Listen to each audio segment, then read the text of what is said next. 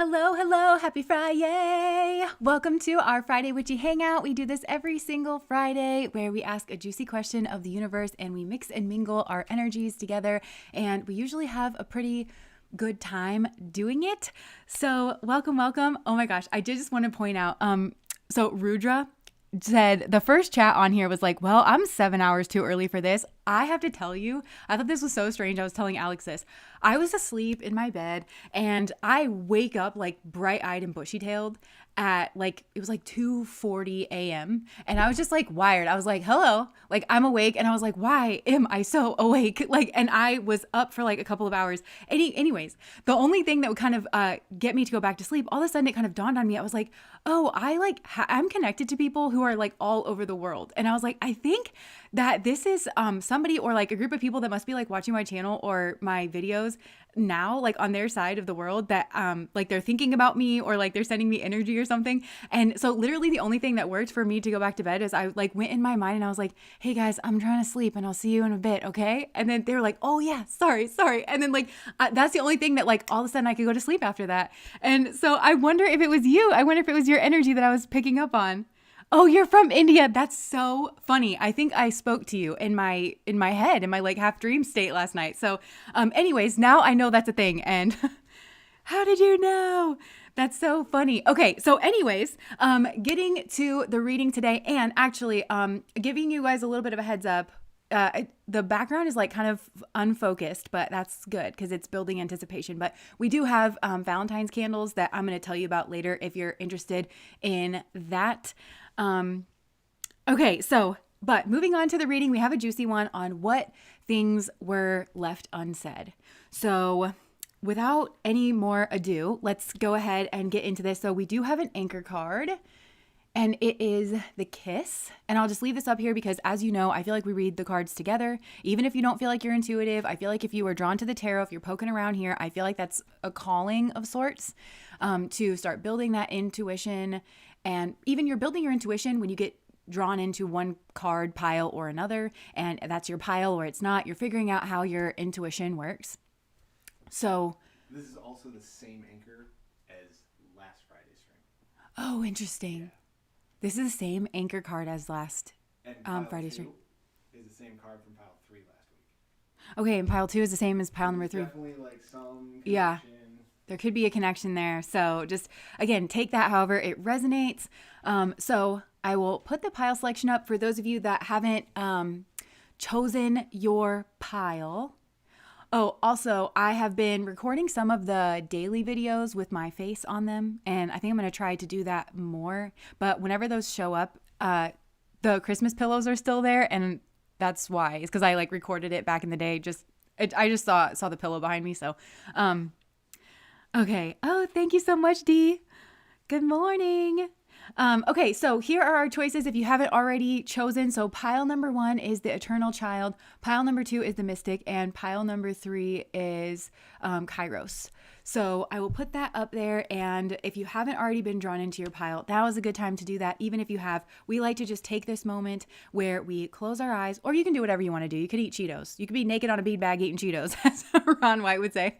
I don't care. You do you. But this is a time where we just, one full breath, they say, is a meditation. So closing the eyes, turning our gaze to the inward space, and taking a full deep breath, just getting in touch with our own rhythms and connecting with that part of us that is the observer, that's below anything that you might have to do today, any of the stresses or anything, just connecting right down deep in there before being drawn into your pile. That's, I think for some of you, I'm just supposed to say that's something that will help, like with your intuition. If you can just take even a single moment to just take a breath and just allow everything to kind of drop, tune into that space, and then try to make like an intuitive decision, that might help. Okay, so here we go.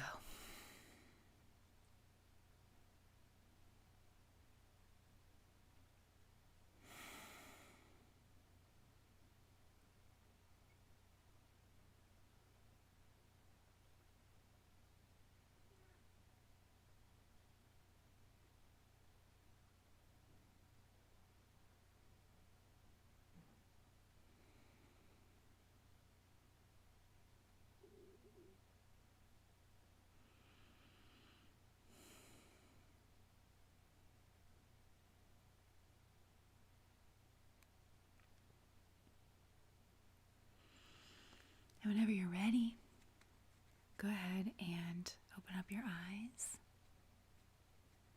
and be drawn into whatever pile or multiple piles you feel drawn into.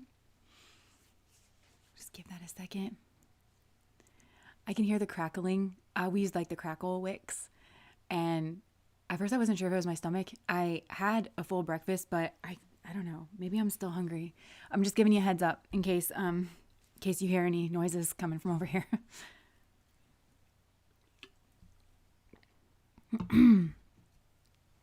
Okay, I'm making breakfast. Oh my gosh, yum. An omelet for my dad. An eye with potatoes, spicy kimchi, garlic, and other spices. Sounds so good. I have a loose mouth, so I leave nothing unsaid. I'm crying. Okay. That's so funny. All right. If you need a little bit more time, go ahead and pause the video here. And but otherwise, let us go into pile number 1. By the way, I've got my Minnesota shirt on in solidarity for democracy-loving peoples all across the world. May all beings be liberated. May all beings be free. May all beings be liberated. May all beings be free. May all beings be liberated. May all beings be free. Okay, so if you're ready, I'm ready.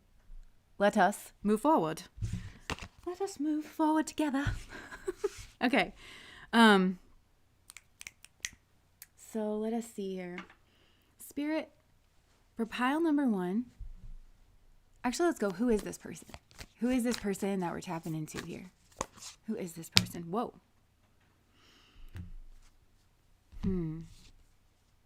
Okay, the Chariot.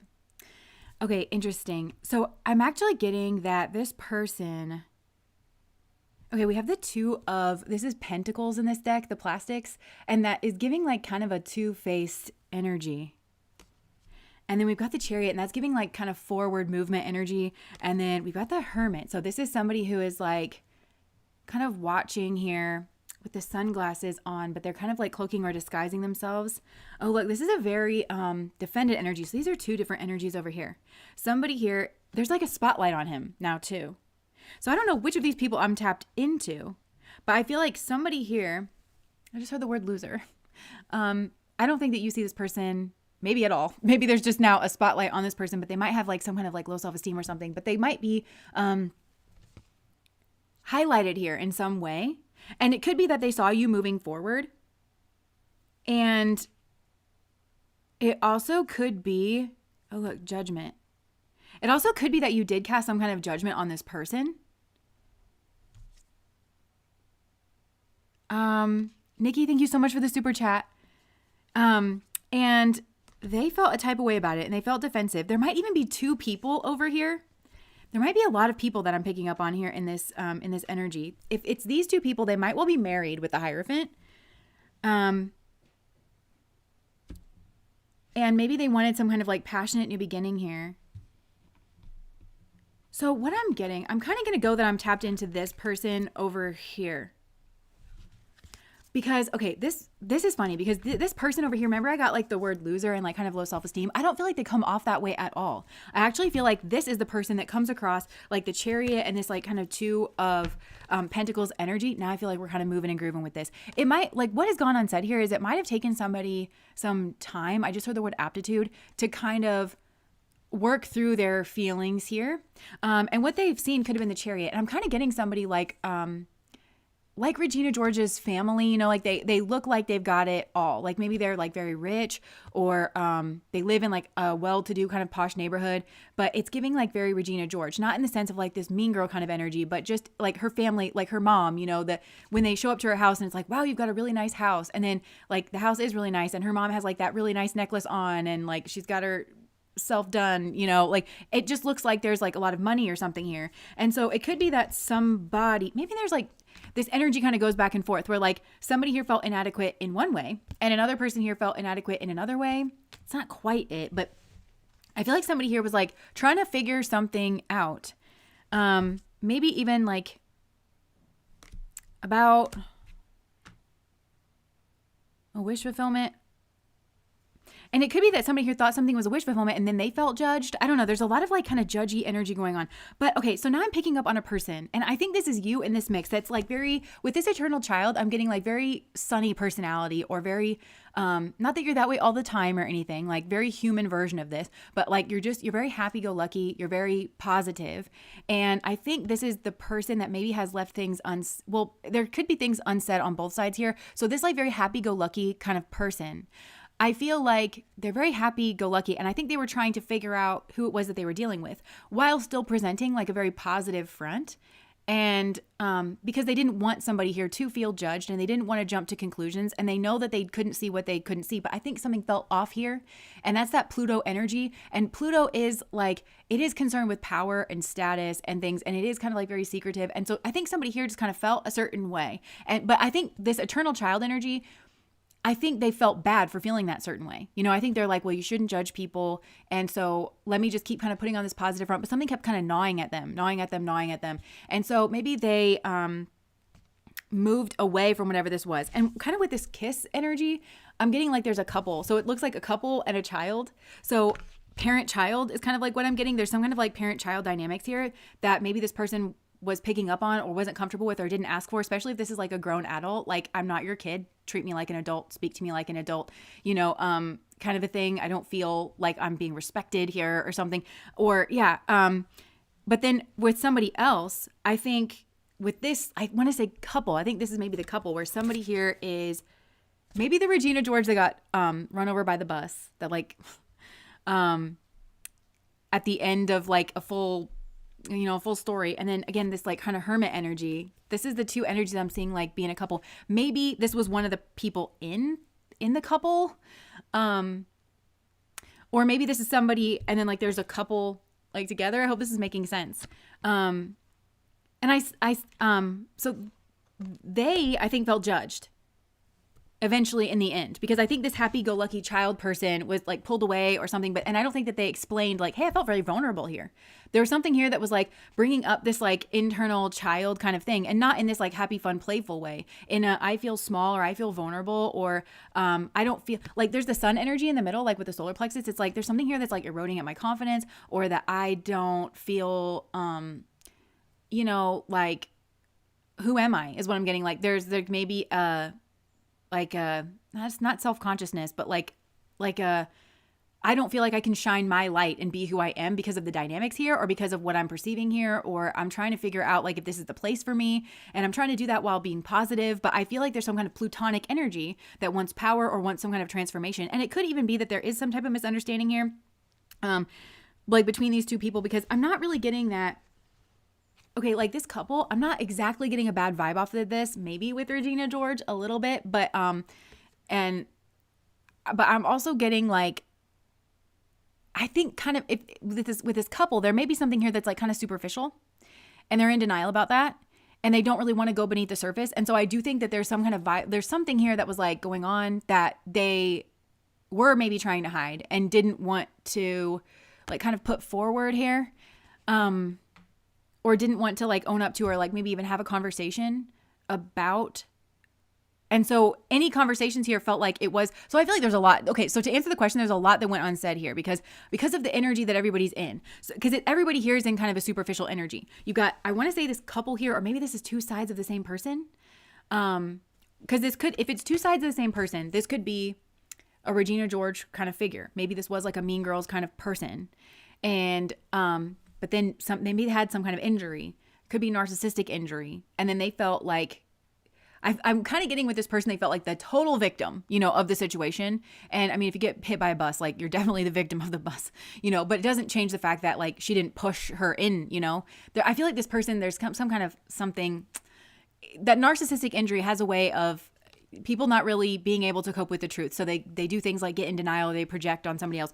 But I feel like whatever this was, if this was a mean girl that then like got some type of injury, even if this is a guy, they can still have this kind of energy, right? Then it turned them into the hermit energy. It pushed them into this hermit energy where they kind of wised up. And I think this was just a facade, maybe for some.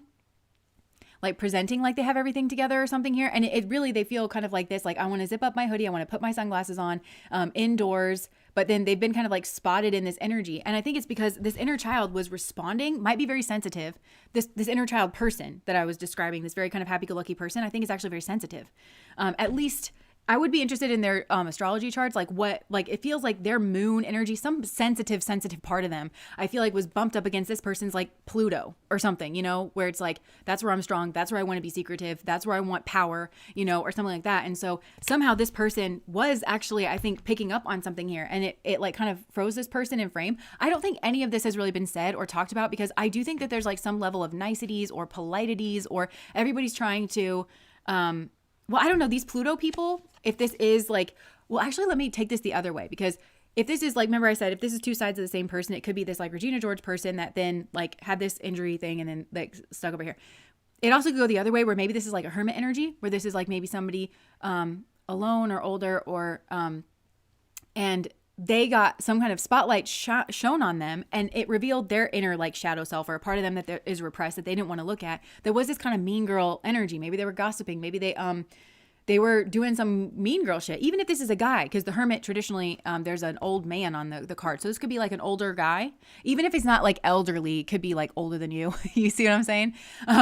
But like, yeah, so there could have been like an old guy, and then they have an inner mean girl. So if these two are a couple, that kind of makes sense, because it's like the inner and the outer sort of like align here. And again, they could have still felt like very called out.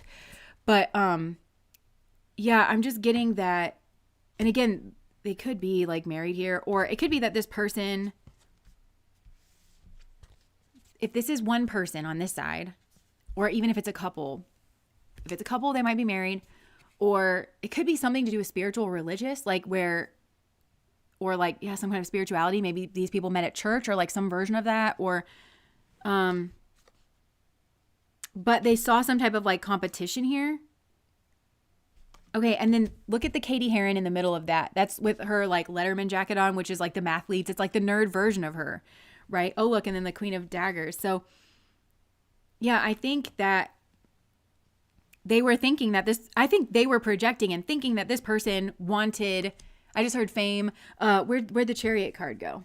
All the things that were coming out at first here, right? Like this, and it could be that this internal child, okay, because this person, somebody here is coming up as the child, and we had the Hermit come out, so there could be like an older man and then a younger childlike energy. Now, this doesn't have to be an actual child, but this could just be a younger person. There could be different, and I'm getting that this child energy, this is a person who has a sunny disposition. And they're very happy-go-lucky. They're polite. And I feel like there's something about this person that's like, we don't know each other very well. So there's certain boundaries here. And I'm trying to be polite by like not assuming things about you. But something here is like standing off as weird.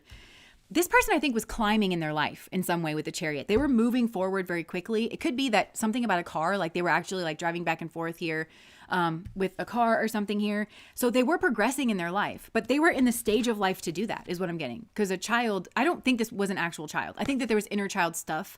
So even as this person was progressing, I feel like their inner child was still very active, and there's some type of like coupley energy here or something, or if this is like an older person or something where, so they're trying to progress in their life, and they're trying to go about it the right way with the Chariot. Chariot's a very traditional card. So it's like, I'm not trying to ruffle any feathers. I'm trying to do things routinely by the book, but I am trying to push things forward. It could also be that they're trying to marry opposites here in some kind of way, because they're progressing forward. So this could be in a job or something. So it's like they're trying to marry two opposites. This also could be in their personality, because if they're moving forward and they have this very sunny disposition and they have this like inner child kind of energy, but they're the boss at work maybe, or they just got some kind of promotion. Okay, so now I got to be serious. I've got to be the backbone of the company. I have to like, make sure that like people know that I'm going to handle the problems that come up and that I'm capable of doing that, and so they're kind of like figuring this out. So again, that could be the marrying of the opposites. Well, like, how can I like be fun and still keep this part of my personality, but also be taken seriously at work, or, hold people accountable, or really say no, or something like that. So it's like,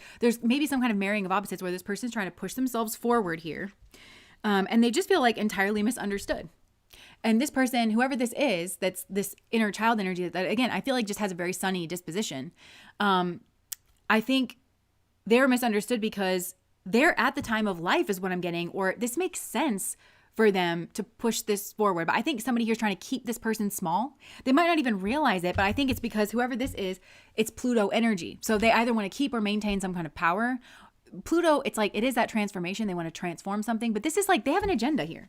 Whether this is on this side of things, whether this is one person with kind of these two sides, that's what I think is. I think there's been some projection here from this Pluto person. Pluto loves to project. Pluto also loves to act like it's something, any other planet.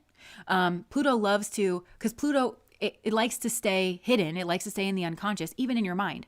So this is why, like, understanding how your mind works, this is why sages like Ramana Maharshi, like, they tell you that the mind can be a stumbling block on the way to liberation, because there's a lot of different things in there that are motivated in certain ways. And you kind of have to understand that in order to, the way this always comes through for me is like, if you've ever brought in like your own jar or something to get dried goods from like a health food store or something, and you have to you have to let them weigh your container before you go fill it up, so that when you check out, they can subtract the weight of the container and charge you the correct amount.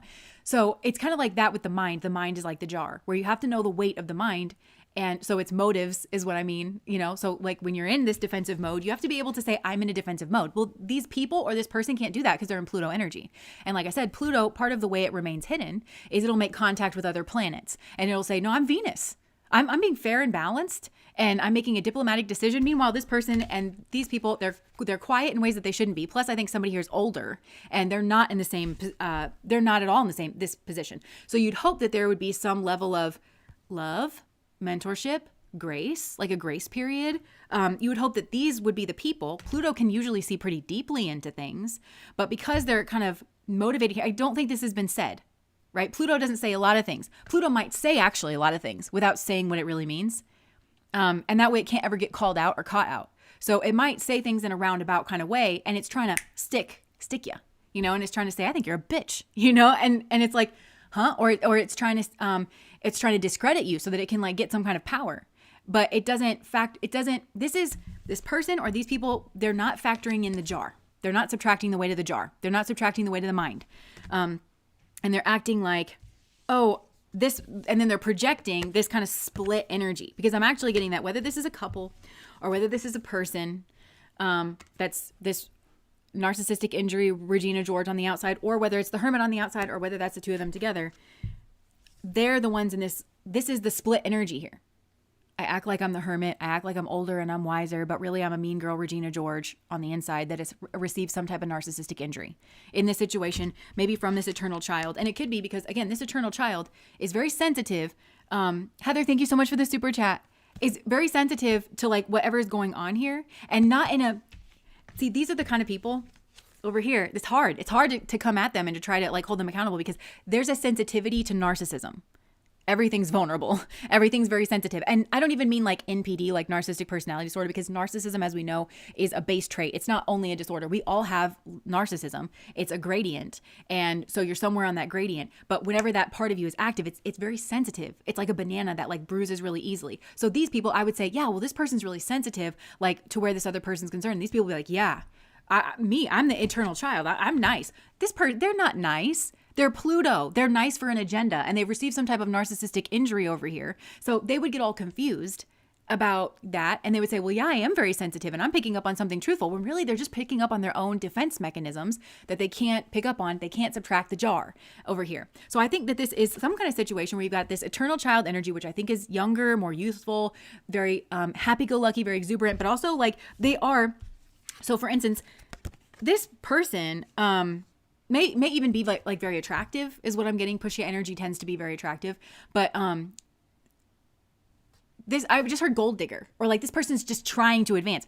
This is the proper stage of life that they are in. How embarrassing for you if you are an older person and you need to be told that children grow up into adolescents, who grow up into adults, who need to make their way in the world. And that doesn't make them a gold digger. And again, I feel like that's some projection that's going on here, because this is Pluto. They want power. They want status. They want money. They want other people's money. And it could be that they feel entitled, or they want this person's money or their status or their power. But this person, I kind of am feeling that they're making their way in the world, but I don't think that they have something solidified under them yet. I actually think this is crazy, because I actually think that these people, on the face of them, they have some kind of chariot energy, which is Cancer energy. That's like they've got a family, they've got a house, or they've got something here. And maybe they're thinking about uprooting or something, or they're like on the fence here about like this person. But yeah, I'm just getting that that's like projecting, when really this is a healthy, appropriate energy for this like inner child person. So there's a lot that hasn't been said here because there's a lot that hasn't been understood. And I think if you are this internal child person, this is I'm just getting that they're intuitive. And if they're not intuitive overall, they're very cluey about this couple or this person over here. They've got their finger on the pulse of it because they're right up against, I want to say, somebody's Pluto over here. And they sense that it's not what it seems. So they're not buying it. This eternal child is not buying it. I don't think they've said that. I don't think that this eternal child, and these people may well have made accusations about this eternal child. I don't think it was to their face. And because it's Pluto's sneaking around. So this is weird because this is giving like people who are more established in the world, who have every thing, they don't have anything to fear from just kind of standing and find. And again, why are you older and you can't or more mature in a field and you can't find some type of way to say what you need, or you can't even, if you can't do it, like sit down with a friend and ask somebody to help you. How can I get this? Like, how can I communicate this in a way that is respectful and a way that is forward thinking? But again, I think some of these people have like progressed a little and, why can't you do that? But it feels like this is the lesser, this is a person who is not as far along in their world. And then you got somebody who's further along slithering around you. That's the energy. That's what's happening. These people are like, that's not what I was doing. I'm just being smart. How do you think I got this far in business? It's Pluto. Well, then this is maybe some kind of reckoning energy because that ain't it. The Pluto is not the sun. It's not the sun. It's not even Saturn, that energy that's climbing. This is what I'm saying. Oh my God. I literally just got the impression that these people's Pluto, if this is a couple or whatever, thinks it's Saturn. It thinks it's noble because it thinks it's Saturn. Like I really put in the hard work and I've climbed this up and things have been really hard for me. And so they automatically assume it's productive or something here. Don't assume that just because you've been working really hard, that you've been working in a productive manner. We really have to be able to question ourselves. These people have been nurturing Pluto. I genuinely think Pluto, being secretive, being wormy weaselly, is the way that these people have achieved some kind of sun energy. So some kind of, this is gross kind of, but these people don't understand they're that way. This would be very, very frustrating. So this is what I'm trying to say though, is this eternal child, I think, knows that you're in for a whole lot of, these are not people, or this is not a person over here that is capable of having the conversation. They're not. They're going to deny it, but they might not even deny it out of strategy, although Pluto is strategy. So even if they have an inkling, until these people get on a genuine spiritual path, and there might be some type of dogma or religion over here that, again, they maybe can't see. I think they in some way worship hierarchy or tradition. Like, I don't know. If their heart, these kind of strike me as the type of people over here. If God spoke to them internally, like from their heart, I don't think these people could follow it. I think they need somebody that is older than them, has more money than them, and is more established in the 3D material world. And don't get me wrong, like, you don't want to get swindled by people, but like they would only respect basically patriarchy is kind of what I'm getting. However, that like kind of comes through for them. They would really only respect that. And I think that's maybe part of what's being exhumed here for these people. It might be lost on them, to be honest with you. Because they're so buried in their own crap. And I think they've taken it out on this eternal child. And so I think this eternal child person is like, I felt very vulnerable. I didn't know what to do because I could sense your Pluto energy, and that's a dangerous energy. Pluto rules over death. It rules over torture, taboo.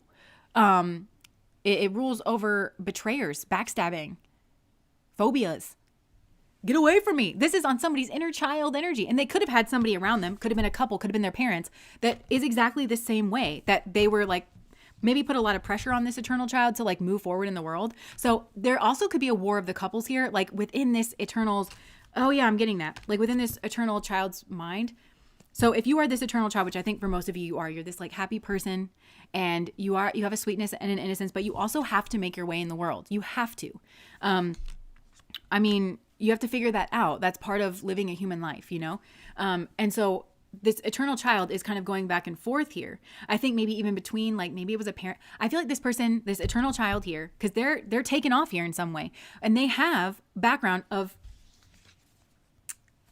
genuinely helpful people in their life that were genuinely like rooting for this person's victory, and like in their past, so like their parents or their teachers that were like, yeah, so really get in there, you know, and you gotta I don't know, this could be like in their high school, you know, where it's like take the career aptitude test and like figure out where it is that you should go or should apply yourself. I think that this person had somebody who meant well in their background, even if they were like kind of materially focused or kind of superficial, that was like, go forward, go forth. Now is the time for you to really accelerate, which, by the way, these people did.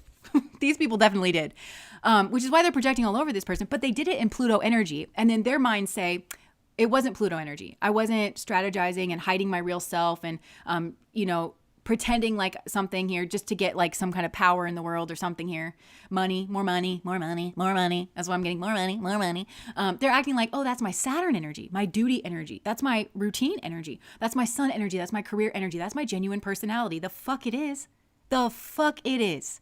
But these are the kind of people where I'm saying they buy their own bullshit. And they buy their own bullshit because they're in a state of, I just heard perpetual narcissistic injury. They've received a narcissistic injury here, but it's because I feel somebody here is really, really operating on the level of ego consciousness. And so it got dinged. It got dinged for them to draw their attention to it. They're not very capable though. This person I think is more capable in that way. And so they're kind of going back and forth because they're trying to push their way forward in the world, but then what the people in their past, like their parents or their teachers that were genuinely encouraging this person, didn't count on was them meeting these older people that did the same fucking thing and then want to pull the ladder up behind them and is kind of taking this very healthy, normal, age appropriate, behavior. And because they've received some type of narcissist, I think these people are maybe threatened by this person's joviality and genuine niceness. Cause I think that might be the mask. That might be the mask that these people wore here. You know, and they took that and they projected all over it and they turned it and they warped it in this weird thing. And so this person bumped up against something here and they're like, I'm being spoken to in a certain way or I'm being treated in a certain way where I just heard this little light of mine. It's like this sun energy that I usually feel so comfortable with because I actually feel like this person has a talent with the sun. The sun might be very exalted in their chart or something here like that. And they're like, I usually like have a solid sense of who I am. But whenever I put that out in the world around these kind of plutonic people who don't know they're in Pluto energy, they project all over my sun energy and it confuses me. And then it makes me feel small and it makes me feel uncertain and it makes me feel scared and it makes me feel weak. On top of that, these are not people. These are absolute people that you should be able to have a conversation and these people should be able to lead. Let's not mince words. These people should be able to lead that conversation. And you know what leading in this conversation would look like? Sitting down and shutting the fuck up. Shutting up and really listening and really hearing what's going on here.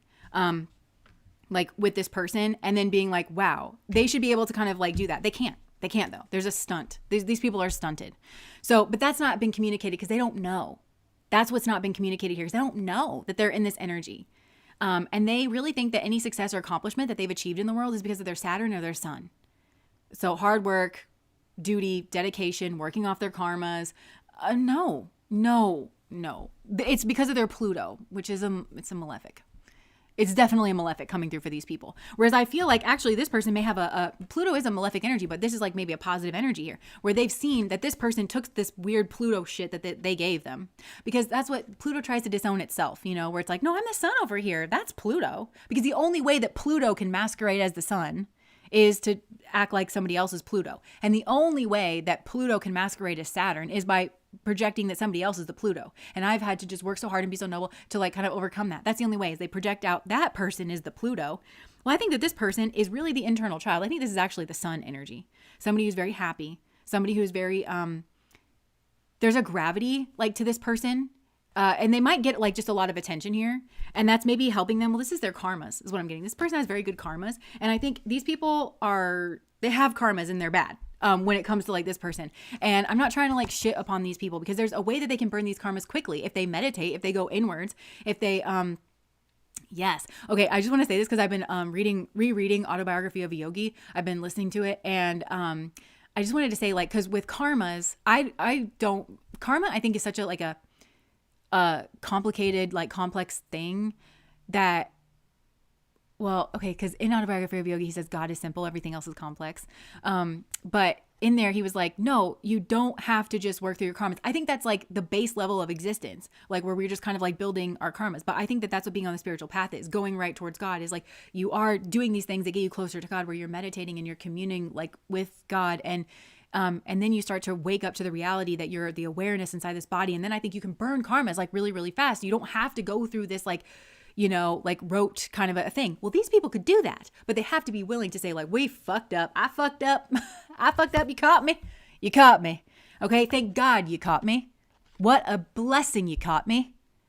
And just getting that this inner child person, I think that there might be younger in this life, but I think they're either more like just advanced spiritually, like they've just worked through more of their karmas. They've learned more lessons here. And again, Ram Dass says we're all just walking each other home. But it's either that or because of this inner child's innocence, like their genuine innocence, even though they're moving forward in the world. These are people that when they talk, it's like very confusing because if you live a human life, which is, by the way, the spiritual experience, that's the spiritual school that we're all in. Like you have to live a human life, you got physiological needs, you got safety, security needs, love and belonging needs, self-actualizing needs. You got all those needs, like you get thrown in here and it's like best of luck, and you have a lot of different variables that go into that I think, they're bound up with karmas, the family that you're born into, the culture that you're born into, the kinds of epiphanies that you have and things like you have all of that kind of mixed together. And it's like you try to do the best with what you can do. So it's either that this person is like just more advanced, like they've made more progress as a soul, or because of the way they're situated internally. These people are situated around Pluto. They don't even know it because they can't admit what they are and what they've done, because it seems to me like they maybe have something writing on it. Like I just heard writer, like a writer in a contract or something. They have something writing on their fakeness. And to hide that they have some kind of narcissistic injury and that's why they were doing whatever it was that they were doing. They have motive to hide that. And their motive is in the external world. It's status. It's the way that they're seen. It could affect their career. It could affect their money. It could be that they want money, status, power, whatever. They have motive. But these are people that don't. That's what this person does. This person is like, I need to check my biases and I need to check my motive. And I feel a certain way around you, but I would hate to judge you unfairly. And like kind of, so I feel like this person maybe didn't I think this person may regret not putting up a boundary with these people sooner. But I also think they were coming of age in some way. They were coming into themselves in the world. And in a way, I think this person sort of knows that Pluto is something to be dealt with very strategically. And again, this person knows within their own mind to question their own motives, to keep their own innocence. So it's like this person's inner frame of innocence and the sun energy, knowing what they are, is moving them forward very quickly spiritually. Very, very quickly. And that might be bringing forward some good karmas on the material world. I don't know, but it's also not their focus. Their focus is maybe on their inner child. They're doing inner child work. They're focused on their solar plexus. They're focused on that sun energy. I just saw somebody dust the sun off in the middle of the solar plexus. Like if I just like dust this off, figure out who I am, if I live from my soul, if I live from my soul, it'll all be fine and it'll all work itself out. But I'll tell you what I won't be doing.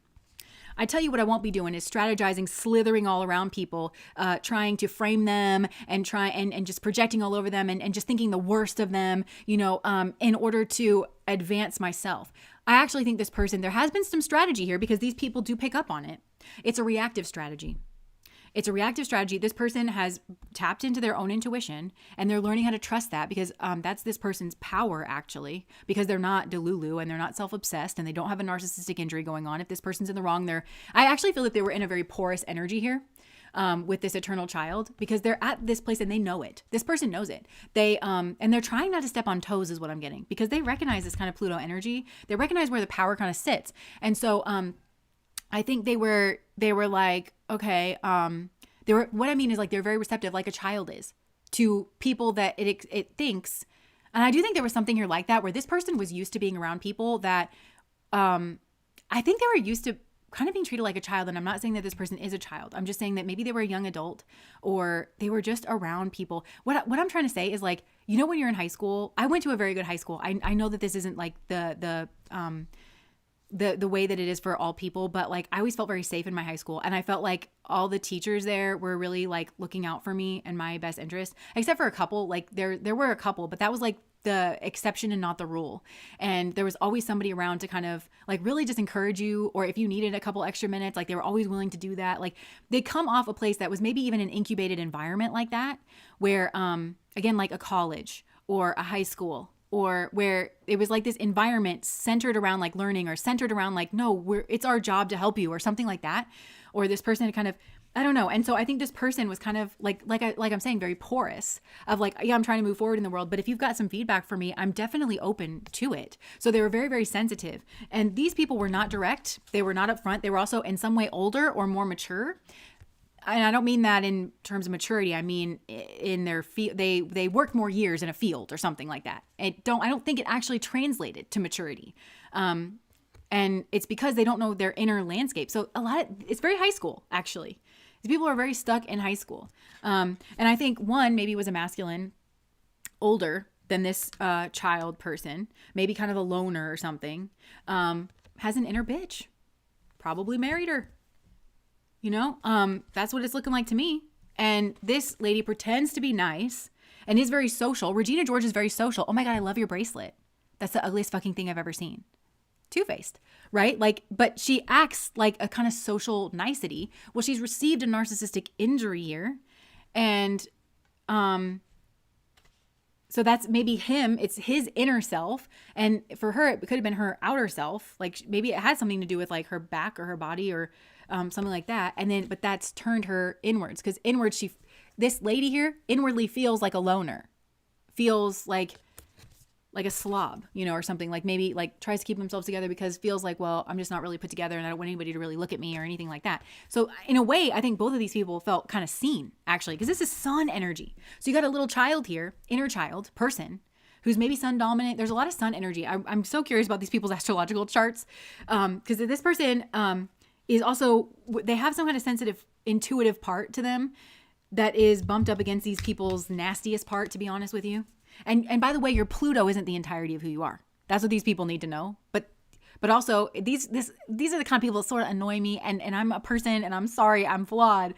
This kind of annoys me because it's like, you can't even speak to these people. These are kind of people that, yeah, they'll find spirituality, they'll find the culture of spirituality. I just heard the word cult.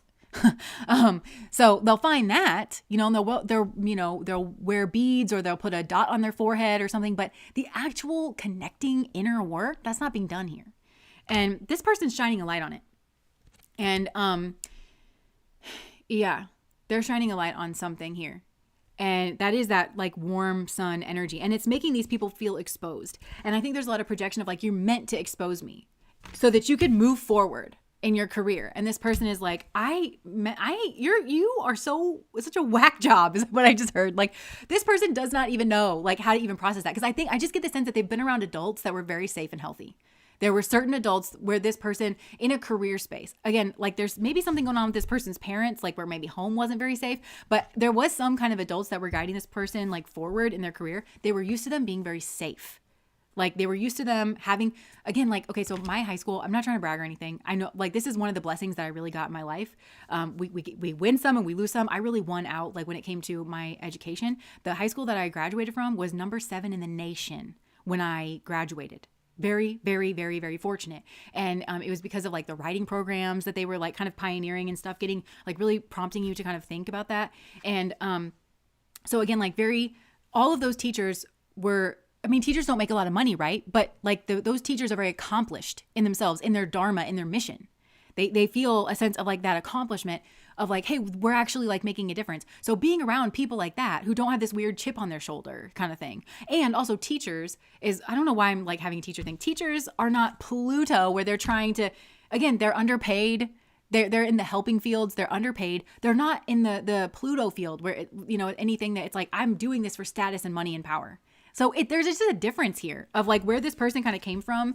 And so because of that, I think they were expecting these people in the position that they were in or the age that they are, they were really expecting these people to be different and to handle things differently and to be more just upfront, honest, direct, and even like more of a mentorship role. Like, because this person's used to their teachers, I think, being able to pull them to the side and say like, hey, why don't you try this instead of that? Or like, to initiate some kind of conversation or something. So I think that this person is more advanced and needs to actually see that because they're moving fast. They're moving really, really fast.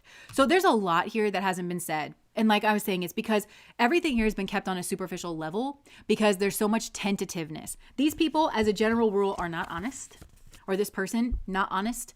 They've maybe made it pretty far in life. It wouldn't surprise me at all if these people have some kind of career, status, money. But it's all built on lies. It's all built on some kind of like false facade, because both of these people have a broken inner teenager. If it's like a couple, or if it's just a person with like two sides here that kind of like projected, it could go either way, where this person's staying on a superficial level because they're not used to leading. And I think there's something awkward about this situation with this particular person or people, where this person's like, I think this is what let me put it to you this way. Part of why they're very polite is what I'm getting. Part of why they didn't say what they needed to say is because if they have to acknowledge that this is Pluto, and that they really are being treated this way by people that are older than them or more established in their careers, that aren't being direct. They're kind of sneaking around this person. They're not saying what they mean. They're playing weird power games or status games or attention games or something like that. This person's going to lose a lot of respect for these people. And maybe that's also part of what happened too, because that's why this person's like, fuck that. Like, you are older than me. Like, I need to just get away from you, is what needs to happen. Because if nothing changed you, I'm not going to change you. I'm trying to come up in the world. I'm trying to figure out my sun energy. I'm trying to figure out, like, you know, who I am in the world. So I'm not the one to do it. Somebody should have done taught you, should have done wrangled you in. You should have run into a consequence a while ago that would push you internal. The fact that hasn't happened, I'm not the one. That's not my responsibility. I'm not the rescuer in this situation. You need to figure your own self out here. So I think there was maybe like even a collision. I'm hearing this person was the bus, like metaphorically the bus that like kind of ran into Regina George. The school bus, right? This was like an education here where these people got put on their ass and they were like, oh, you meant to do that. You were trying to like, and really it's just this person's energy. They come from an innocent place. They know who they are. They have this beautiful sun energy that just illuminates what is around it. And if you're around it, sneaking around, it's like, this is a Pluto energy. Like, but these people's Pluto looks different. Like, I think this Hermit energy, the Pluto looks like Virgo energy. It might look very service oriented. It might look like I'm being helpful. It might look like I'm routined or something here, even overworked or something like that. This Nine of Wands, that Pluto is, again, I'm a mean girl who's received a consequence, and this is a narcissistic injury. And I'm maybe playing the victim here, but and maybe I have been victimized in some kind of way, but I'm not the total victim. And this person's just refusing to see. Again, I'm seeing the part in the movie where they're like, and raise your hand if you've ever felt personally victimized by Regina George, and like everybody, including the principal, like raises their hand. And so this is what's been caught in the spotlight of just this person's natural light. Their genuine innocence is what has like lit this up. And these people, because they're Pluto's a strategist, they're like, that must have been a strategy. And this person's like, you are so broken. You are beyond fucking broken. So that is what's gone unsaid here. Because this person feels like it would be disrespectful. It would also be true, and it would help these souls. I mean, they kind of need to just run into something. If they're going to turn this around quickly, I mean, you can go slow with this and keep your head buried in the sand and be in denial about this, like about what's going on here. But that's basically what's gone unsaid. So this person has basically, out of, I think, politeness and out of a sense of, I think, a duty and a recognition that they are young in the game and that they want to move forward.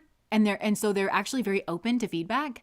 Because they're so open to feedback, I think that, and they sense that something's not quite right here, that with this person or with these two people, that what's gone unsaid is, I feel unsafe around you, and you are in a position of life with your age or your status or like where you are in your career where you should know better. Like there should be some nobility here. But I'm just getting the sense that these are the kind of people, they think it's cool, and they think the only way that people succeed is through this kind of like Pluto Scorpio energy. And I think a certain kind of person does. These are the kind of people where it's never enough. It's never enough. Because the sun, a lot of times, will be actually very successful in their career. These people are successful in their career with like Pluto, okay? But they're aiming for that. Sun is oftentimes very successful in its career. It has a natural gravity. But a lot of times they live in a very austere way. They don't overdo it. They like a good time. They like healthy work-life balance. You know, they like being in the sun. They like enjoying the fruits of life, the good things in life. But they live in this kind of austere way. It's not showy. It's not ostentatious.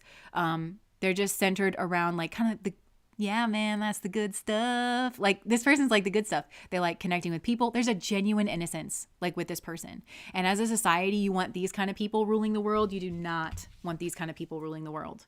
And so there's been some type of like head-on collision here in some way with these energies. And these people or this person, they just don't have the stuff to recognize what they're dealing with here because they would have to admit the energy that they've been hiding from others in order to benefit or gain.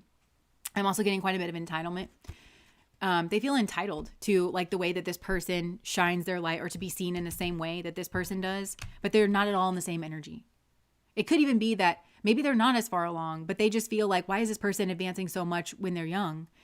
And like I said, they don't really have a spiritual perspective on things because they don't think to themselves like maybe that is a soul that's accumulated karmas over there in that place and that's where they're supposed to be.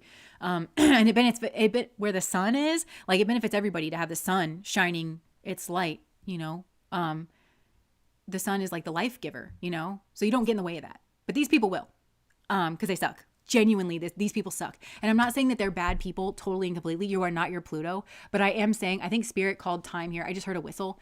Spirit called time. Enough is enough over here with these two. And it's enough is enough with like their actions, but also the lies they tell themselves. These people buy their own bullshit. They think it's cool. They think, oh, anybody who's successful behaves like this. Ugh. Yeah. So what hasn't been said is this person or these people thought that this sun energy was two-faced and a gold digger and trying to progress in their career, which is a total joke. Well, they were trying to progress in their career and there's nothing in a way that there's innocence. There's nothing wrong with it. And I think this person had actually had very, very loving. It's giving like your high school teacher that really cares about you, that took the time to tell you, you know, to try to help you figure out your skills and what you're good at and encourage you like in that direction. It feels like this person had those kind of adults around them. And then they quickly went out into the world, I think, or they left some kind of incubated environment and then ran smack dab into this weird shit. And they were just stunned. I think that they were used to adults being safe people and being like happy or something here. And it doesn't have to be like this adult kid thing, but I think, I don't know, this person had some kind of genuine experience of like the best of people. And yeah. So what was not said is these people were, and they could never say, oh, I was projecting my own bullshit out onto you. They could never. And these people may have even said, or this person may have even said, oh yeah, that person's two-faced. And they're very materialistic and they're trying to put themselves up in the world and they're hiding in Pluto in order to do that. They may have said that, but it was all a lie. And they might know that they're lying because some of these people do, but they would hide it from themselves that they know that they're lying. And the way that they would do that is by not going through proper protocols to just do a basic Google search, to check with a secondary source, to challenge there's an emotionality here. And I hesitate to say that. I think with this hermit energy, there's an emotionality. It's narcissistic injury. There's a narcissistic injury here. I feel less than because you shine so bright. And this person, what's not been said is I'm genuinely confused and I feel threatened by the way that you are speaking to me. I have respect for your energy. It's tentative now because of the way that I feel about you. Because the way that you make me feel on the inside, which is dangerous, or you make me feel like I can't shine my light. You make me feel like I can't be myself. But this person wouldn't even say it like that. This person wouldn't say, you make me feel like this. They would say, I don't know. I feel this kind of way around you. And I would hate to judge you the wrong way. And I would hate to take any kind of weird action because the only action you could take in this state is Pluto.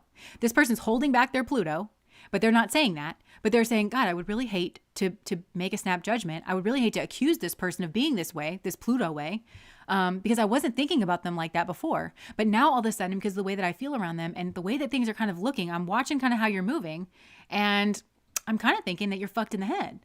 And I don't want to say that because it's mean and that would be impolite. But this person needs to stand in their power. And that's part of the sun. The sun you don't get too close to the sun. You know, the sun's going to shine a light. And if the truth is you're in some fucked up energy, the truth is you're in some fucked up energy. And this person, I think, will take that on. There's something here about politeness with this inner child. They'll take that on. They'll be like, this is the person who I think, oh, there's a difference here. Because this person's always kind of questioning themselves. This is why they have good karmas. They focus on themselves. They'll hold themselves accountable. But they kind of feel like, man, if I had to say you're in some fucked up energy, that would make me a bad person. But these people don't at all care that they're in some fucked up energy. But they would also be like, oh, they said that I'm in some fucked up energy. Isn't that a terrible thing to say? And it's like, it's a terrible thing to do and be, actually. Exclamation point, period. Why don't you know that? These people are deeply unimpressive. I think there's something about them on an energetic level. I'm sorry to say, I don't mean to be like harsh. I'm just saying, like, I think there's a fall with these people. Like when you think that they're like great, and then like when you actually get to know them, like this person or this couple, when you actually get to know them, you're really, really underwhelmed. And I think it's the opposite with this person. I think at first they come across like with like eternal child, like maybe kind of childlike, but also it's the humility, because this person doesn't mind being told what to do. So they approach something here with humility. And to a person like this or people like this, that's going to look like, oh, well, you're naive or you're this way. But this person, because they approach with humility and they don't mind being a student and they don't mind being corrected and they don't mind being taught and they don't mind sitting in the back and they don't mind keeping their mouth shut, when it's time to perform, they push forward really quickly. And they actually do it from a very pro-social place, because this person wants to learn how to do it well so that they can carry their weight in the group. They want to learn how to do it well so that they aren't a burden to maybe the one teacher in the room who has to teach 30 kids. It's very pro-social coming from this person, but they're like, oh, teacher's pet, like that's what it is. And it's because that's their fucking energy. That's their energy, where they only do things if there's something in it for them. And I'll leave you with this because I'm hearing that Halsey song. You can't love something unless there's something in it for you. I feel so sorry. I feel so sad. I tried to help you. It just made you mad. But I'm kind of getting that that's on like a soul level, because this person's help, they weren't trying to come in and rescue. I also think this person feels very strongly that it shouldn't be their job, because again, I think these people are older or they should be more advanced in their career, but they don't do things right. So that's the other thing. You become very underwhelming in your career. This is just some free life advice. If you don't do things by the book, like kind of early on, and like actually learn how to to do things correctly, when you kind of get somewhere, and you get somewhere by lying and cheating and snaking around and just like trying to take the shortcut, you don't have any wisdom to pass on. It's deeply underwhelming. And people are just kind of stunned, people who want to do things the right way. And you get people like this that are happy to be a student, and like happy to be kind of in your energy. And it's like, yeah, what I do is straight up devil shit. I just do straight up devil shit. And this person's like, I don't want to learn that. And then they're kind of like, oh, and then maybe by then they've gotten kind of close and maybe even chummy with these people. And then now they're in like a really awkward position. So, yeah, I just feel on a soul level, spirit kind of moved this. This is a very, in terms of this Cancer energy, tradition, moving forward very quickly, and even merging of opposites. Because, like I said, I'm getting that this person has a very innocent, childlike, playful energy, but they also want to be taken seriously. So they're trying to figure out how to merge those two opposites. That's where this person is innocent. They have a strong innocence, and that innocence is the seed of their nobility, and it's also their platform. Well, these people, they could not be more different. This is the place where these people are the most sullied. This is where this person is the most innocent, and these people are the most sullied. And again, you are not your Pluto entirely. It's a part of you. You're also your sun, your moon. Like, you're the combination of all these things. So these people have a beautiful energy that they could get to if they could just get past this kind of low self-esteem. And I have to, because really at somebody who just relies heavily on Pluto, at the end of the day, at the core of themselves, they feel like they have to strategize, and they can't just let their little light shine. And now this is the impact they're having on other people. Don't you put your light away. It's not safe to put your light out. This is the legacy that these kind of people leave on a soul level, which is why you do not want these people anywhere fucking near a leadership position. And Pluto is the last little planet out there. These are the last people you want in a leadership position. They want it so bad, but they don't want it for a service-oriented reason. They'll pretend that they do because they know that that's how you get ahead. But they will, they don't want it for that reason. They want it for money, status, and power. It's me, me, me. But the reason why they're in this energy is because if you navigate based on strategy, there's two operating systems here. One is I hide myself and I operate on strategy. I try to capitalize on, it's very opportunistic. I focus in on weaknesses. I take advantage, right? They're not navigating on virtue or nobility, or this is what makes me feel like I can sleep at night. And I genuinely want to be good at my job. And I want to find my place in the world where I'm like doing well, but also being taken care of properly for that. That at the end of the day, you have to have such low self-esteem. You have to just not believe in yourself. You have to believe that you don't have any self-worth. You have to believe that you can't make it doing that you're not strong enough, or that you're not talented enough, or that nobody's going to see you as unique or interesting or different or valuable. That's the core belief that these people have to challenge. But they need to be quiet and sit and be a student and be humble in order to do that. And they need to learn from this person. And I think these people could, a big way that they could burn a lot of karma, and it would have to come from their heart, is to undo whatever fucked up thing they did to this person, because they did something fucked up, I guarantee you. And it was big and it was behind the scenes. And they tried to, I'm just seeing people like set up a Jenga tower and then like pull the, like have this person pull like the wrong thing out to try to blame it on this person. So again, it saves face. But again, these are the kind of people that are like, see, I always knew that you were fucked up. It's a kind of perverted psychology. This is like a weird version of the Hawthorne effect where it's like, if you're being like watched, then, it changes your behavior. This person, they're like, that's why I hide so that I can, and they think that they're smart about it. They're not as slick as they think they are. This person's aware of it. They're not saying that they're aware of it because they're polite and they're considerate. Two words that don't exist in these people's dictionary. The word polite does, but it's schmoozing. It's very, they jack people off. You see what I'm saying? Like metaphorically. Like you would leave a conversation with at least whoever's this 9 of Wands. This person might have this person do it, stand behind. But you would leave a conversation with them and you'd have to put on a smile, you know? Oh yeah, and you'd feel dirty. You just feel gross. You'd feel like, and you wouldn't feel like any of it was genuine unless you have low self-esteem yourself, or unless you have the same blind spot. Basically meaning unless this is a meeting of narcs. This is a narcissist get together, you know, where nobody has like, but if you at all like have some kind of, I think you're going to walk away from that feeling slimed on, you know? And I think you're going to feel pressure to do it back. And if you don't jack them off back kind of, and I mean this metaphorically, sorry, this is kind of crude, but that's the way this is. And that's what they call being nice. But this is Sun Pluto is kind of what I'm getting, because they use their Pluto pretends to be the sun. Somebody's does. Oh, I'm like happy. I'm career oriented. I am this like leadership kind of like energy. It's fun. It's happy, or like it's playful, la, la, la, la, la. But the second that they don't even know what genuine nice or goodness is. You know what I'm saying? Because if you refuse to just jerk them off, like verbally in conversation, oh, you're so great. Oh, like just fawn all over them. They don't really know what actual niceness is. And that's when I think they start to feel Pluto. And that might've been this person's cardinal sin, where this person was like, I'm just going to step back and like be reserved, because there's a reservedness to this person, even though they're the sun. But these people would be able to see this person has this happy, giving, jovial energy from a distance, because that's the sun. It's just like kind of, you know, who they are. So this is a very sad state of things. But yeah, again, I'm hearing it. I try to help you. It just made you mad. And you went after, like somebody here went for the ankles.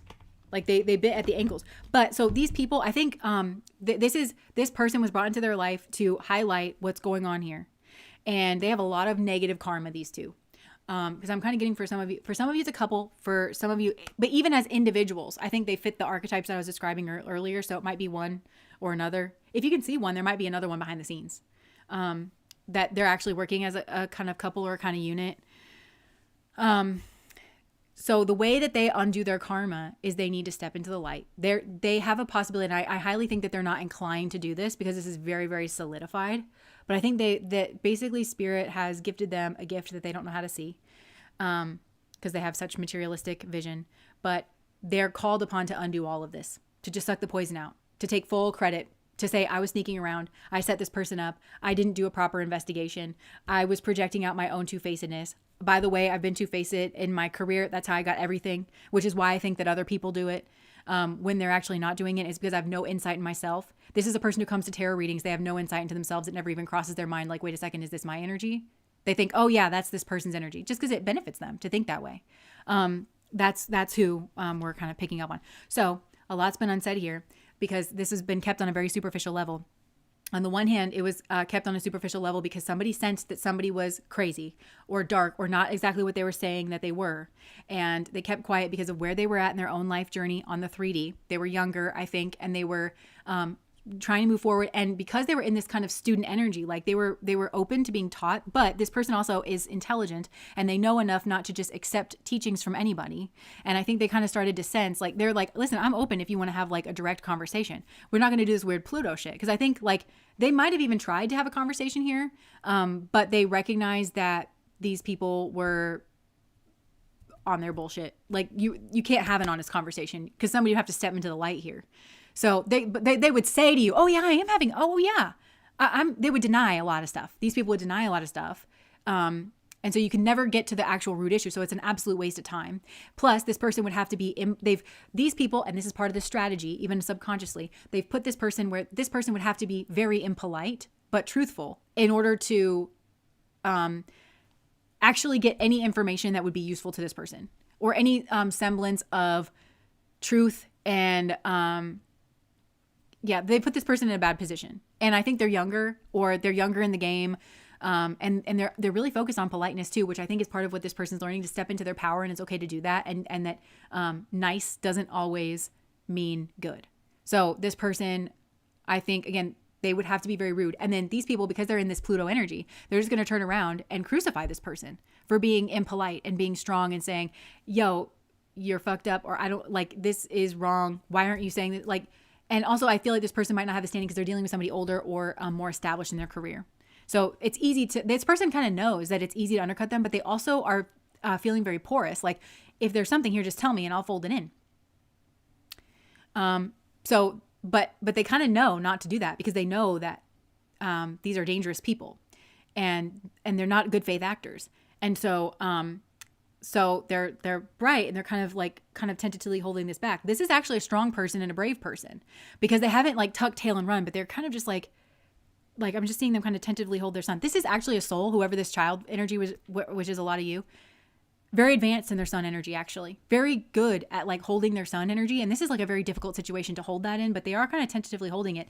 And they're holding it in the right spot too, because it would be stupid to move any further towards these people than they already have. But they might have already been quite chummy before this person kind of realized, I think you're fucked up. Oh, you want power and status. Oh, you put on a good show. Well, you put on quite a show. You know, and you aren't able to navigate a narcissistic injury. And some of these people, there's like a hierophant type of injury or something here.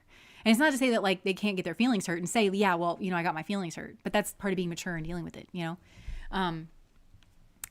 So it's been kept on a superficial level, not necessarily because these people are superficial. These people are superficial, but there's a depth, and that depth is their strategy.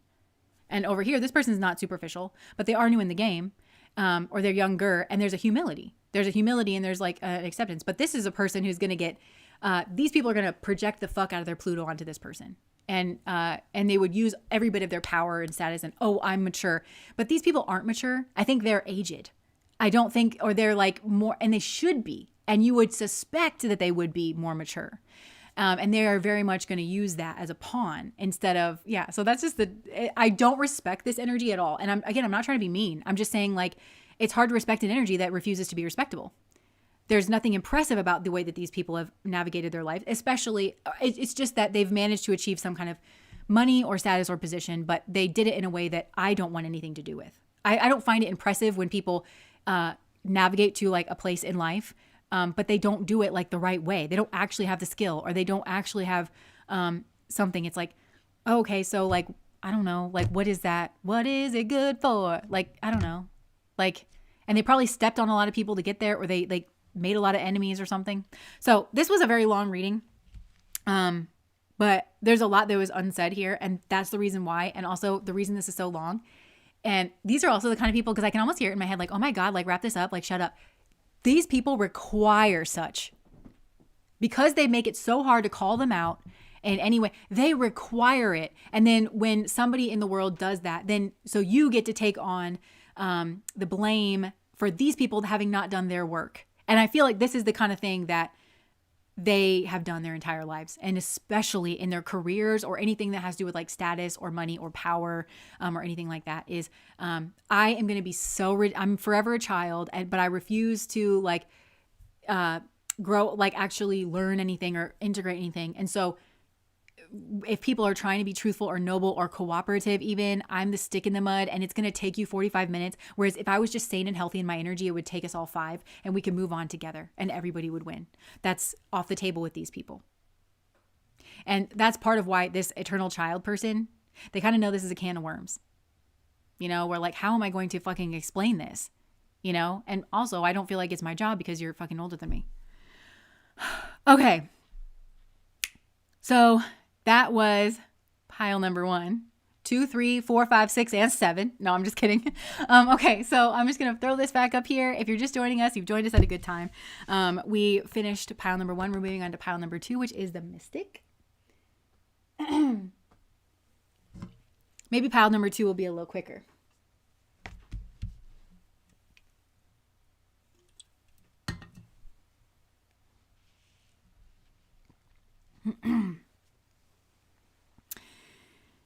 Oh, you're welcome. Thanks for calling out the meanies. What is it good for? Absolutely nothing. All right. Well, compassion.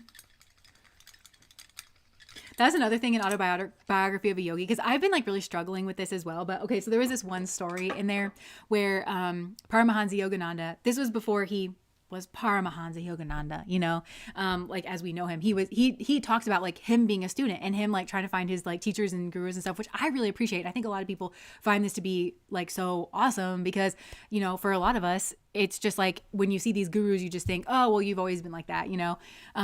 So there was one sage that he was walking with, and he describes, this is Paramahansa Yogananda, where when he's writing his autobiography, he's become Paramahansa Yogananda, right? So he's writing this and he's like, so this unfortunate man joined us who was so full of himself. And, you know, he just kind of kept talking on and on about himself and something here, and he wasn't really picking up on whatever. And then, so the sage projected into his mind something like, I've told the Divine Mother of our predicament, and she's going to remind him when we get to that red house up there that he has forgotten something like at home, so he will leave us, you know? And it made me feel less bad because I'm like, okay, so how do these like gurus, do they just like, they see the love like in everybody, and they do, but they also are nobody's fool, and you shouldn't have to be anybody's fool. And where they can acknowledge that like somebody is obnoxious, or they're on a low state of consciousness, or they are kind of full of themselves, and they, oh my God, they're not leaving this conversation, you know, like the same. I'm pissed. Oh no. Why are you pissed? Just from having to live through this? But it's setting me free. Yes. Okay. So I'm just going to,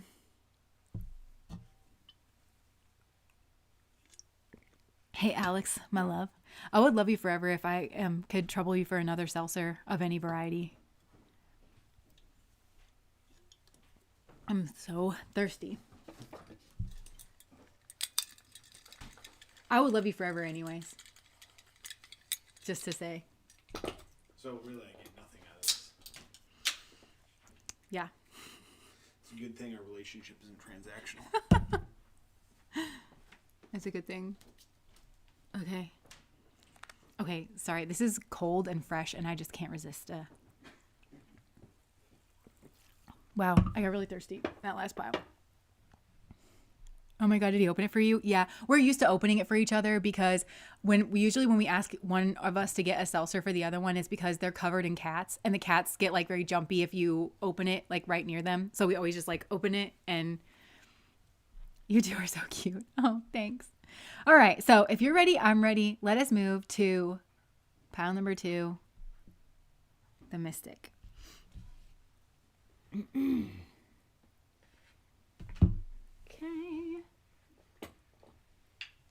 All right. So Spirit, pile number 2, what is the thing that's left unsaid? Rudra, thank you so much for the super chat.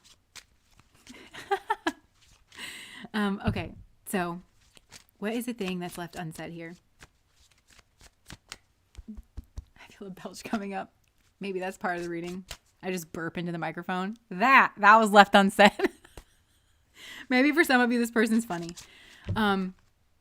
Okay. I just heard or gross. Okay. So Spirit, for pile number 2, what is the thing that they left unsaid?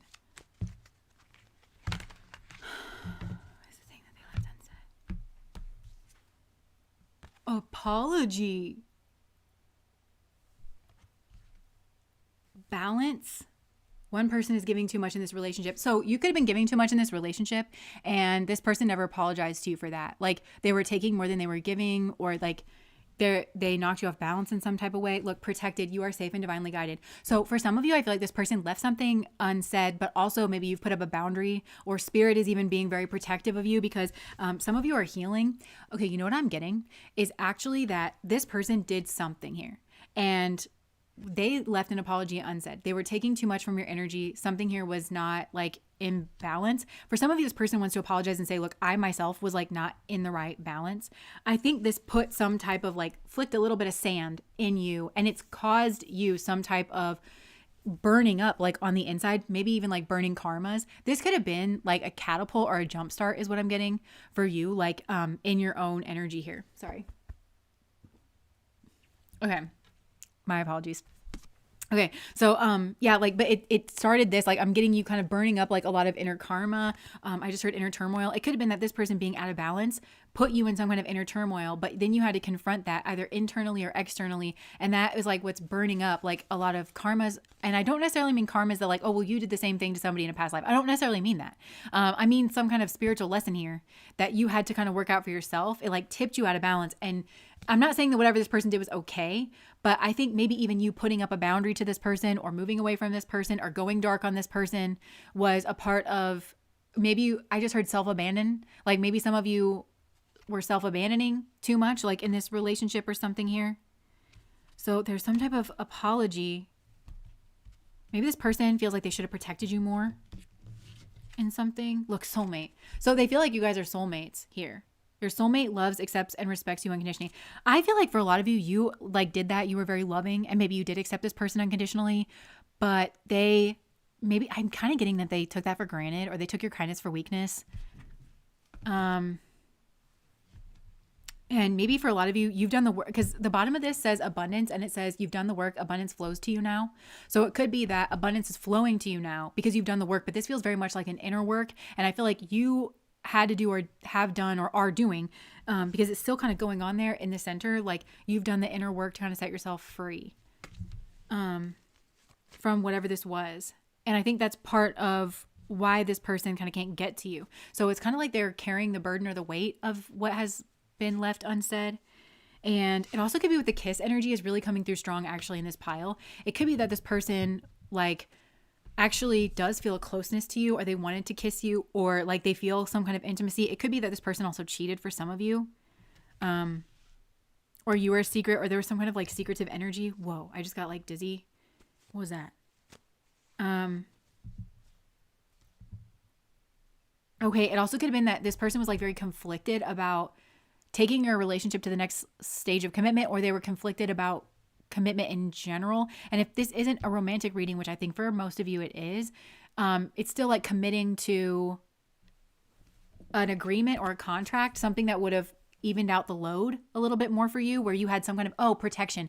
So maybe for some of you, like even with marriage, or like I'm getting something like a contract, like a marriage contract or a prenup or something, where you guys could actually talk this out and kind of put it in writing or come to an agreement of like, this is what the balance is, and equitable, something that would have given you a little bit more protection.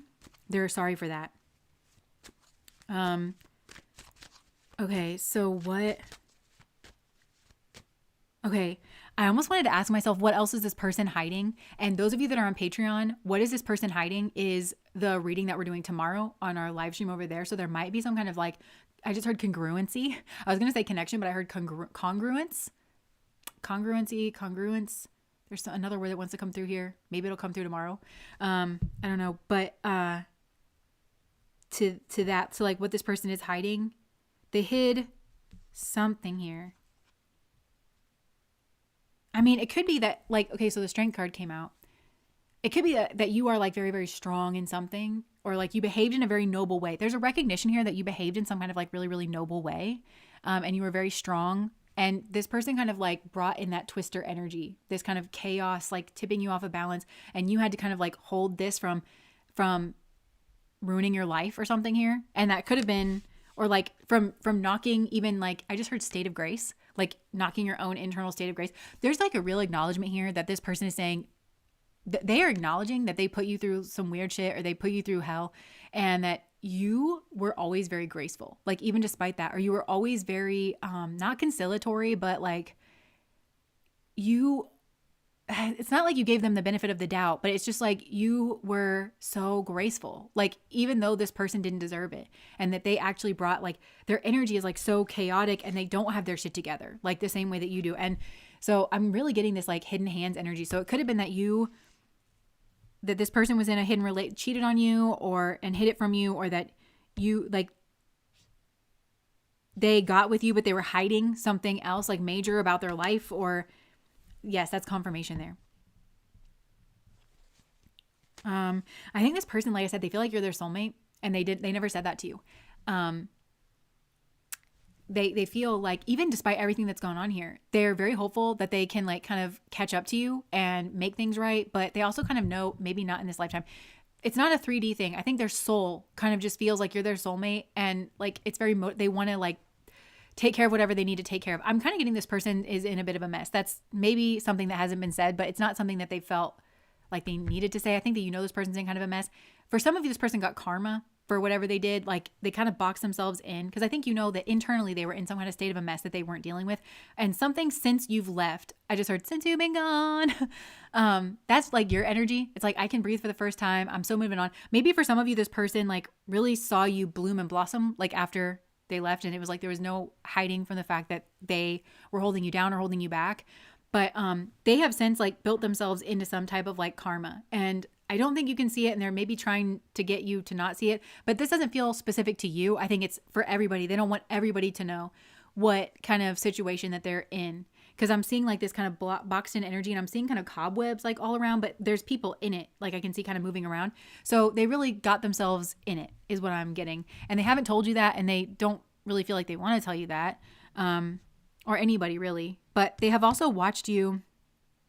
There's been some kind of understanding about your inner space, both while you were dealing with this person, how hard this must have been. There's a lot of respect and admiration here about like, again, how hard this must have been, and that you never broke grace. You never threw any low punches, but really this person was like their entire personality or existence or self in a relationship with you was like a low punch or something like that. Yeah. 5 of Swords.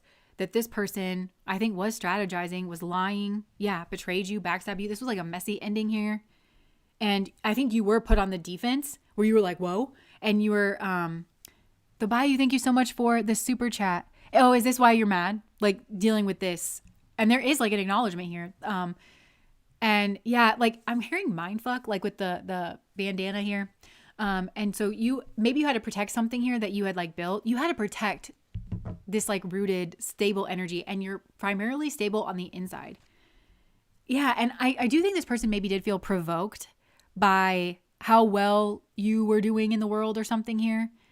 Tasha, thank you so much for the super chat. Can't wait to see what nuggets you got for us today. Because this person maybe wasn't doing so well. It also could have been like they weren't doing so well financially, and you were like standing on your own 2 feet and being like very strong. I'm also getting that this person was hiding something about money. Something wasn't said about money. Yes, confirmation with the Sun card.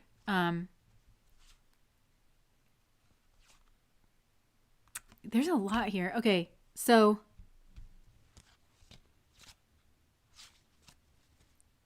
yeah, I think that maybe you didn't know that this person was juggling, but I also feel like they were trying to make some kind of decision. This person was like very unbalanced. Okay, so I'm also getting that for some of you, this person entered your life in a state where they were trying to make some kind of decision, or they were on some kind of precipice where they were like making a transition maybe. Because I'm kind of getting like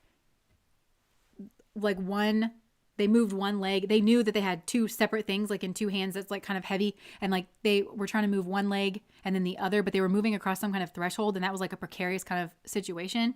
And that's when, so maybe this person actually did move, or they were thinking about moving, or they were making some kind of decision here. And so, yeah, they were trying to build with you, or they already had something built with somebody else. Or if it's not that, like they could have been moving out of like their parents' house or something. So they weren't in a good place, but they were trying to keep up with you, but they were triggered that you just moved into. You would be like, hey, sorry, I just moved in. Like I haven't gotten a couch yet, so we have to sit on the floor or something like that. You would shine a light on the process. Like, hey, I'm in the middle of a process, you know? But I think this person was like comparing themselves is what I'm getting to you, who seems like you have it all together, but they don't think to themselves, like, I'm sure that maybe you're just at a different place. Like you went through your own transition processes. You've taken your own risks in life, you know, and they're seeing you where you're rooted and you're strong and it's paying off. And like maybe you're called to take another leap of faith, you know, but it's just, I feel like they're comparing apples to oranges in some kind of way. What did this person leave unsaid? This person could have seen you with somebody else, and it feels like an intimate connection, but I'm not sure that this was like a romantic thing. I think for some of you, this person has like a trouble with intimacy, with you showing intimacy. I think this person could have gotten jealous of you showing intimacy. It also could have been, though, that this person had something going on behind the scenes, and so they thought that you did, or they got like very suspicious of you. Yeah. There's some kind of decision here. What is this decision? They keep circling back around. There's something about this decision, and they're not telling me. This person is not entirely ready to be forthright is what I'm getting. They're not entirely ready to be fully open and honest. I can just tell in their energy, like they want to. This person genuinely does feel bad. I'm hearing the word guilt. So what they're for sure that they didn't tell you is that they're sorry, and that they were in a weird place. And that's me kind of like trying to sum it up quickly, but like I'm not getting that they're trying to diminish that in any way. They were in a place where they were like unbalanced, crossing some type of threshold. They don't understand that energy well enough anyways. They're not good in process and like in movement, because they think that it's some kind of fixed mindset. This person kind of thinks that they have to have it all together at all times. They don't give themselves any grace. And that's when they met you. And then them coming from this kind of off kilter, off balance energy really had played a huge factor in the way that they were viewing you and the way that they were viewing themselves, and they were viewing themselves as lacking. Then there's something financially that this person isn't saying. Okay. So there's some kind of sneaking around, but I'm kind of getting like this person was like sneaking around on you, like looking at you, looking at your space. This person, oh my God. Okay. Do not freak out about this. But for some of you, I feel like this person could have gone through your records or something. Like if you left your apartment and you like left this person in it one day, they could have like gone through some papers or something. Or like they could have snooped around, and what they found made them feel like you had your shit together. I mean, they didn't find anything like incriminating, because I think they were like maybe trying to see that, but then if they found anything, they found something that made them like and respect you more. But whenever this person likes and respects you, they just like feel bad about themselves, kind of a thing. And then the tower. So then there was a tower moment here between the two of you, and this person. It's like hindsight is 2020. It's like only after they moved away from the situation could they kind of start. I feel like spirit did something to help this person see and understand. It could be that somebody did something similar to them, but somehow, some way, spirit has gotten through to help this person see your heart and like what must have been going on for you, and how hard something must have been to deal with for you, like in regards of dealing with them. They know that they weren't in the right place. And I think for some, they needed to like put their foot down is what I just heard. But I almost wanted to say put their roots down to start over something new and to build up their own like stability first, but kind of put their foot down. So maybe this is like to do with an ex, or to do with a group of friends or something that has bad behaviors. They need to put their foot down.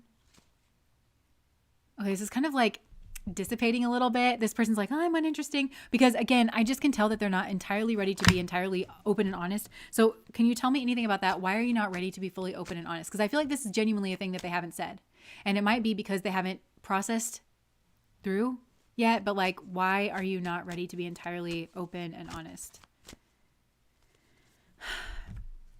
They're confused. They're trying to find a way to say it. So this person is in like some kind of strategic mindset, because they don't want to run you off. This, like I said, this person feels like you're their soulmate, and they know that they're like behind you, but they don't feel like that's their real soul energy. So they feel like, yeah, I learned some bad habits. That's kind of what I'm getting. And I need to be more like you is kind of what I'm getting. And I need to, this person has to make some kind of big decision. I feel like they were in that energy in the past, and they could be again up like in this energy again, where they have to move. I kind of feel like on their own. Spirit, I feel like, is really encouraging this person to live on their own and to just learn how to be stable on their own. Like not even forever, but just like have their own apartment for a year. I just heard I don't think a lot of you are thinking about having this person come back, but even in like a future lifetime or something, I feel like that's something to look for is has this person maintained their own stability for like a year by themselves? Like don't rush to move in together or anything like that. But so they're trying to figure out how to say it, how to position themselves where you don't view them as less than, but I feel like it's them viewing themselves as less than you. They don't want to run you off. Okay, because I feel like you already walked away. This person is like starting to kind of confuse me in my mind. Hold on, let me just kind of take. They don't want me to see something. Is what it feels like. Should I ask? I want to be respectful here. Okay. So let me just give you an opportunity. Is there something? I feel like it's something that kind of should come through, you know? There seems to be a spiritual energy that's kind of pushing this through, like where I think you need this in order to receive your karmic justice. Because again, I think that you've done what you were asking or like what you needed to do to move away from this. But this person is like kind of like pleading with me not to look at it. So what should I do, Spirit? I mean, I think it might just be that this person's not in the best of places here. Okay, so like this person is in denial. Okay, so what else? I'm not going to push you on it. What else? Okay, I just heard it's really hard for me. I just looked down at this apology card and it said you can expect the apology you want to hear. So I think for some of you, this person might be planning still on like coming back to give you this apology that they think that you deserve, but they're feeling really burdened by it. And this person's in a rough situation. I think this person's become burdened by like responsibility in some kind of way, and they have to get themselves out of whatever situation that they're in, and they're really struggling. And I don't think that they're like kind of prepared to come through.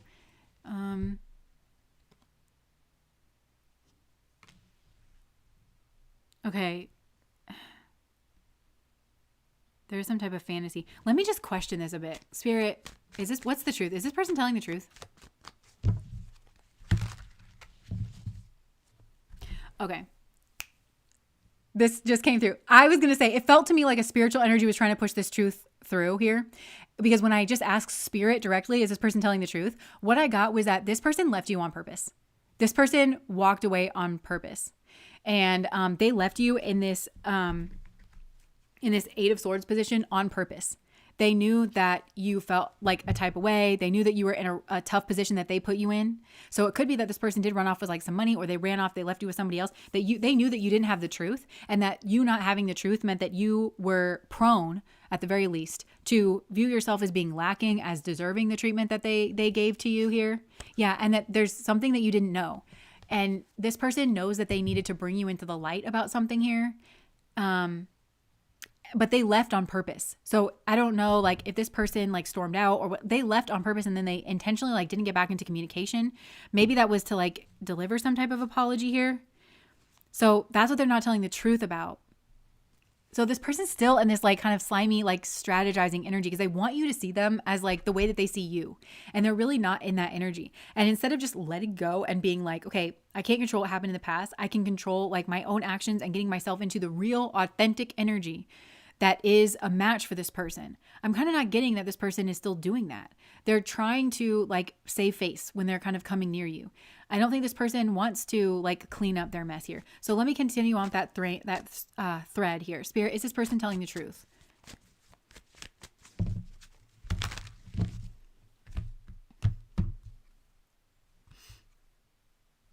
Did they try to end something at work for you? Or did they try to like bust up your routine here? Oh, okay. Oh my gosh. Okay. So, Enlightenment, thank you so much for the super chat. Happy glazed donut day. I did have my glazed donuts, by the way, last week. They were so good. Okay. So what I'm getting is that, this person either received some type of offer here from this devil energy. There was something like kind of very impulsive. This person could have been offered money, or this was, maybe like a schmegzual kind of a thing. And this person left you in this like anxiety energy, maybe in some kind of like fantasy kind of state. So it wasn't exactly like the truth, but they were holding you there, by not telling you that they left on purpose. They left on purpose to take somebody up on an offer here, to take a devil energy up on an offer. Oh, look, the Hierophant. So they could have gotten married to this person. There's some kind of a contract here. And like that was kind of maybe something you're really binding this person, like in the background. And so they kind of kept you in this state and in this state of anxiety and kind of going through the past or combing through notes, like what went wrong. And spirit is trying to get you to like look at the sun here and like look at the truth, that there's something that you're not being like clued in on. For some of you, this had some type of detrimental effect on you at work. Like they convinced, like, I don't know, like you were the sacrificial lamb, where it's like, if they got you fired or something, then they could, have the position, or they could, I don't know, they had to do somebody's dirty work or something like that. But it also could have just been that something here really affected you at work. So maybe they cheated on somebody like that you also know at work or something, or like they hid that from you. Again, this person knows how much inner strength. I think that where this person truly is at, because they're trying to, I also think that the energy flipped on this person, because I feel like you were in this you were in this anxiety kind of position, right? Not knowing what you did wrong. You were so like kind of confused. This person left, they chose to leave, and they chose because they got some type of like very, very tempting offer, but it was the offer from the devil. And they left you in this position, but I feel like the energies have flipped. Remember when I was telling you I could see this person like kind of off to the side, they didn't want anybody to see? Now they're in this like anxiety position. Maybe somebody left them, I don't know. But now they're in the same kind of energy where they're going back through like their notes. They're feeling like anxious. They were in denial. I'm hearing like they were in denial. They were trapped in some kind of fantasy, but this fantasy was like they were in denial about something, that they basically accepted an offer from the devil. And that something here was like very, I just heard insidious, industrious. Like they were trying to gain is what I'm kind of getting. So now they're in that energy, which is why they kind of want to come back around. I do think this person is genuinely, I just heard mix up.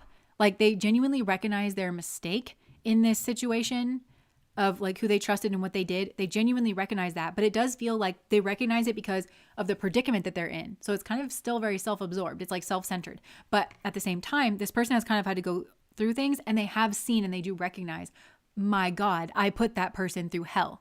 Like internally, that person had to be so strong to fucking deal with what I made them deal with, because it put a lot of strain, I think, like on your routine. Because I think for some of you, this person cheated, and they could have cheated in somebody like that you had to see every day at work, or like somehow it affected like your work or your routine. Even if it wasn't work, it was like maybe you had to see this they're your kid's like teacher at school or something, like, you know, and so you have to see this person every day when you drop your kid off or something.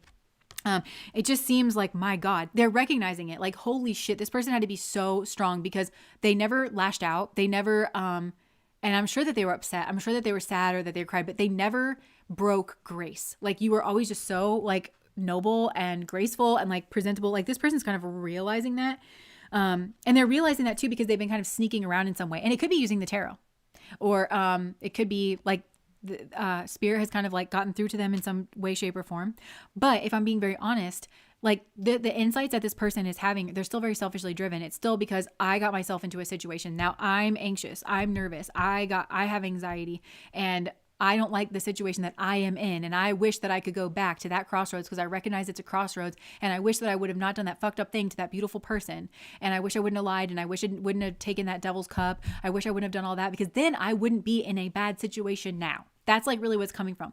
I don't think it's necessarily coming from a place of just pure empathy. I do think this person like has the ability to empathize with you and be like, holy shit.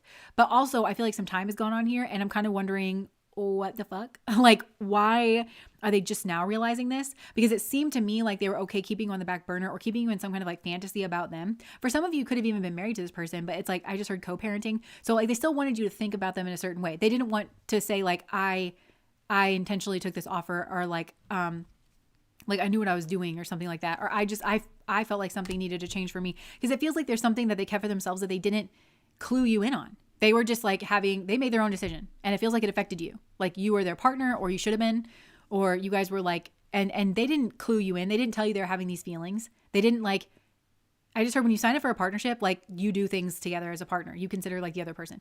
And so they were just like, I don't know, really primed for something here. But, and I think that they really feel like they deserve, okay, so this energy comes through from time to time, and I'm thinking that this person really feels like they deserve to be yelled at. They deserve, but yet you've been so great, like graceful and so classy. And they see such like happiness with you, and maybe they see you being like really happy. And now this person has like all this love, but they are like stuck on an island away because they took the devil's cup. And you are like maybe free. Maybe you don't even want a relationship right now. You're like, I want to go on an adventure, or I want to live some kind of different life, or it actually, in a weird way, this set you free from some kind of functioning dysfunction. So maybe like this was a functioning dysfunction, like with this person, like maybe lifetime after lifetime, or like just this person has this internal process that is very self-absorbed. They make decisions on their own in a supposed partnership, or they don't tell the truth about themselves, but they preserve this kind of fantasy around them so that you think highly of them when they're not actually in that energy. And they view you as the star. They can't get back to where they once were with you. Because they like, I just heard abused you, but they like betrayed you. They left you face down and ran off. They could have blown up a family to do this. That could have been your family. That could have been somebody else's family. I mean, because this is the 10 of Pentacles. So they went where there was like money or like some kind of stability here, and they blew up your partnership here. They blew up your relationship.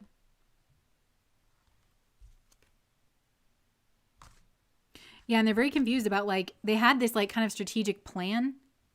And if this is a man, I feel like they're a womanizer. If this is a woman, maybe she ran off with a womanizer. I don't know. And they thought, well, I want to be, they thought that they were like going to be independent or something here. Or this person like left your remit here. I don't know. Yeah.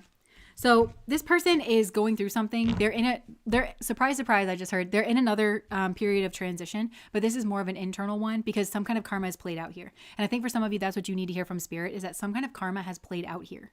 Because it feels like there's been some time. I don't know where you're at on the timeline, but it feels like, so if this just happened, there's like a gap here of time where this person sort of has their head in their rear end because they took the devil's cup. And so they're chasing after the devil thing. And they're preoccupied with that. They're preoccupied with like, yeah, I'm gaining, or I look a certain way, or like, you know, whatever. Yay, yeehaw. It's all superficial. So they're preoccupied with that for a set period of time. And then they're going to like realize that I just heard Bluebeard, like that what they thought was the pretty prince or the pretty princess is Bluebeard, that they maybe have a habit of doing this to people, and that this person's not really special, and that they took the devil's cup. And, again, like I'm seeing them in that room where they don't want you or anybody else to really know, because I think this person's embarrassed. And I just heard shy. For some of you, this person might well be shy in some kind of way. And now they're in like a kind of a really weird predicament because they're kind of shy, but then now the person that they have closest to them is not a great person. And they don't want people to know how bad it is because they jumped into this for the way that it looked with the devil energy. They wanted to be seen in a certain way. And that's the thing that they wanted. They wanted fool's gold. They wanted the gold-plated turd. That's really what this person wanted. And so they would have to give that up. And, you know, where they would have to admit, I'm not really the person. This isn't really what this is. I think they're about to have some kind of, if this is like a divorce situation, they need to have some kind of knock them down fight in court with their person. And they're going to have to say like, this person cheated on me. This person isn't what they say they are. And all this stuff's going to be out in the public sphere, which is you getting your justice, you getting your flowers, and anybody else that was wrapped up in this as well. Is these people having to admit this wasn't what we were claiming that it was, which is the only thing that they wanted out of it anyway. So they don't get anything out of the situation. They're like, well, I had everything, or I had something that was like the real thing in some kind of way, but that wasn't good enough for me. And so I took a chance and maybe did something dishonorable, and I knew what I was doing. To go with this like other person, or to accept this offer, whatever it was. Doesn't have to be a person, but I think for a lot of you it is. And to admit that they did all that for nothing, I think is what this person's avoiding. I think they're avoiding it in themselves, that this was like not just a waste of time, but this was like worse than a waste of time, because they're way worse off now than where they were before. Meanwhile, you're free. You have some kind of like happy new beginning. And this person is now having to make some kind of decision here. Maybe about the past or about a child. Because something here has like gone on too long. For some, this person, if there's children here, this person is genuinely concerned about the patterning that this child is seeing in this household. They're genuinely concerned because they know that their relationship with their partner is not great. They know that they know that there's like affairs and stuff. And I think in some way, this person knows that affects kids and that it affects their psyche and like the way that they grow up. There's a genuine concern here for what a child is like witnessing. They're seeing you as the Empress. They really are.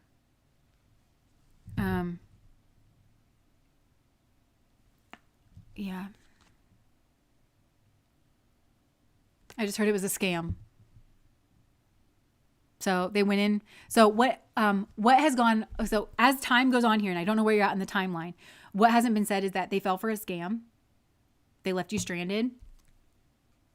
They left you sad. Like, they know that they need to tell you that they fell for some type of scam and that they treated you badly in the process. That's a thing that's gone unsaid here. And I think this person's trying to get around it, but I think Spirit is insistent that this person says, I thought I was hot shit. I thought that I had a better offer. I was so excited about, I didn't care about you. I didn't care that I left you like brokenhearted in the dust. And all I cared about was some kind of like schmegsual thing with the devil, or like how I was going to be seen. That's what has gone unsaid here. And they're trying to figure out a way around saying that.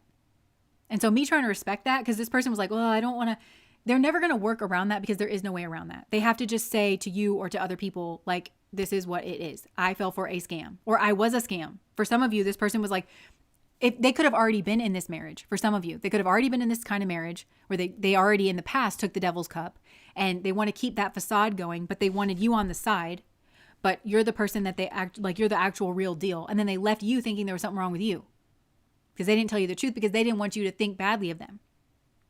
And they needed to tell you it was a scam. And I'm hearing, but it worked.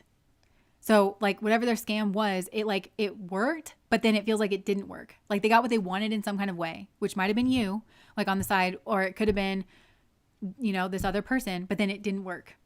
Feels like it worked, but then like it didn't work. So they need to admit that it was a scam. And that's the one thing this person can't admit. So that's what I have for you guys, pile number 2. I'm gonna leave that there. Okay.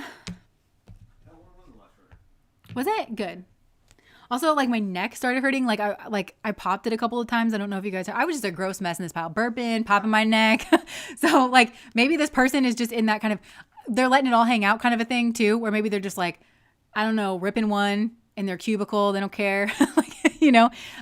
Or they're just like, ugh, also like pain in the neck kind of thing. Ugh. It's also funny because we had some streaming difficulties, like some glitching on the upload. Yeah. And during just file 1, like for a little bit. It's not still happening, but it was happening for a bit just during file 1. Well, pile number 1's message, I think those people probably didn't want to hear that. Could very well be. D, thank you for another super chat. And all those hearts. Okay. Both piles on point. Hey, Beth. Okay. Thank you for the truth. Oh, thanks. Okay, so I'm just going to put this back up here. If you're just joining us, you've joined us at a great time. We just finished pile number 2 and we're getting ready to move on to pile number 3. Also, let me just prompt you. I forgot to say, like, we've been reading the book, the Codependent book. And I was kind of thinking that maybe we should be done with that, or maybe like even just take a little bit of a break, or maybe not. So if you want to read the book, or if you don't want to read the book, think about that. I could do another poll just to see like how people are feeling. Okay. Or yeah, we can do a poll. Kind of just gauge whether they want. Yeah, let's gauge. Book club or general messages for today. Let's gauge. I need some help here. Okay. So, book or general message. Okay. Well, compassion. Compassion. So beautiful.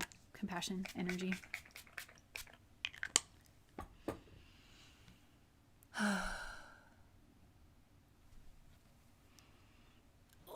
My ankles. Okay. Group 3 equals 13. So it's my pile. Interesting. Oh my gosh, I just got this all over my cards. Which, I mean, I totally meant to do.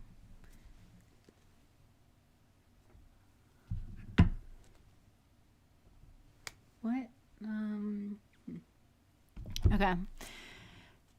Okay. General message. I need confessions, LOL. These are my confessions. Well, so far it's literally unanimous. Thanks for nothing, guys. I'm just kidding. What do you mean? Oh, wait, it's unanimous. Okay, for some reason, my brain processed that as like it was split right down the middle. No. So it's unanimous for general messages? Yeah. Okay, so we'll probably do some general messages then. Okay. Oh my gosh, 100% is wild. It literally is. It never happens that way. More often than not, it's split right down the middle. There's one vote sometimes that like actually makes a difference because we vote a lot on Patreon for our reading topics. And a lot of times it's that. Usher's song resonates. Oh my gosh. Okay, so if you're ready, I'm ready. Let us do it. Pile number 3. Okay. Okay, what did they leave unsaid? Okay, let's see. This is a big deck, so I'm trying not to shuffle it right by the microphone.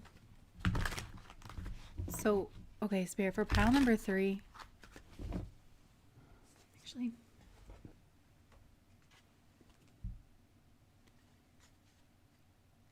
Okay. Did somebody see somebody doing schmegs with somebody else? Or there was something like schmegsual?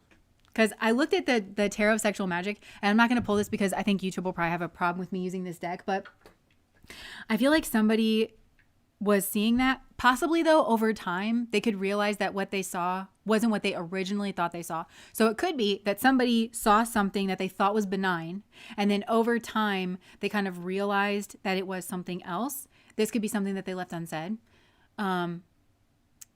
Or it could be that they thought that it was something like schmegsual, but then they over time they realized that maybe something wasn't quite what it seemed there. Like it was just like two friends that were like really close, or maybe something went on here, but it wasn't above board. Now they're kind of seeing it from a different perspective. Yeah, because I just heard like you were really drunk, or like, I don't know, something here like that. Okay, so what went unsaid here? What went unsaid here? Oh. That doesn't feel right, but it says conflict resolution. Okay, so what went unsaid here?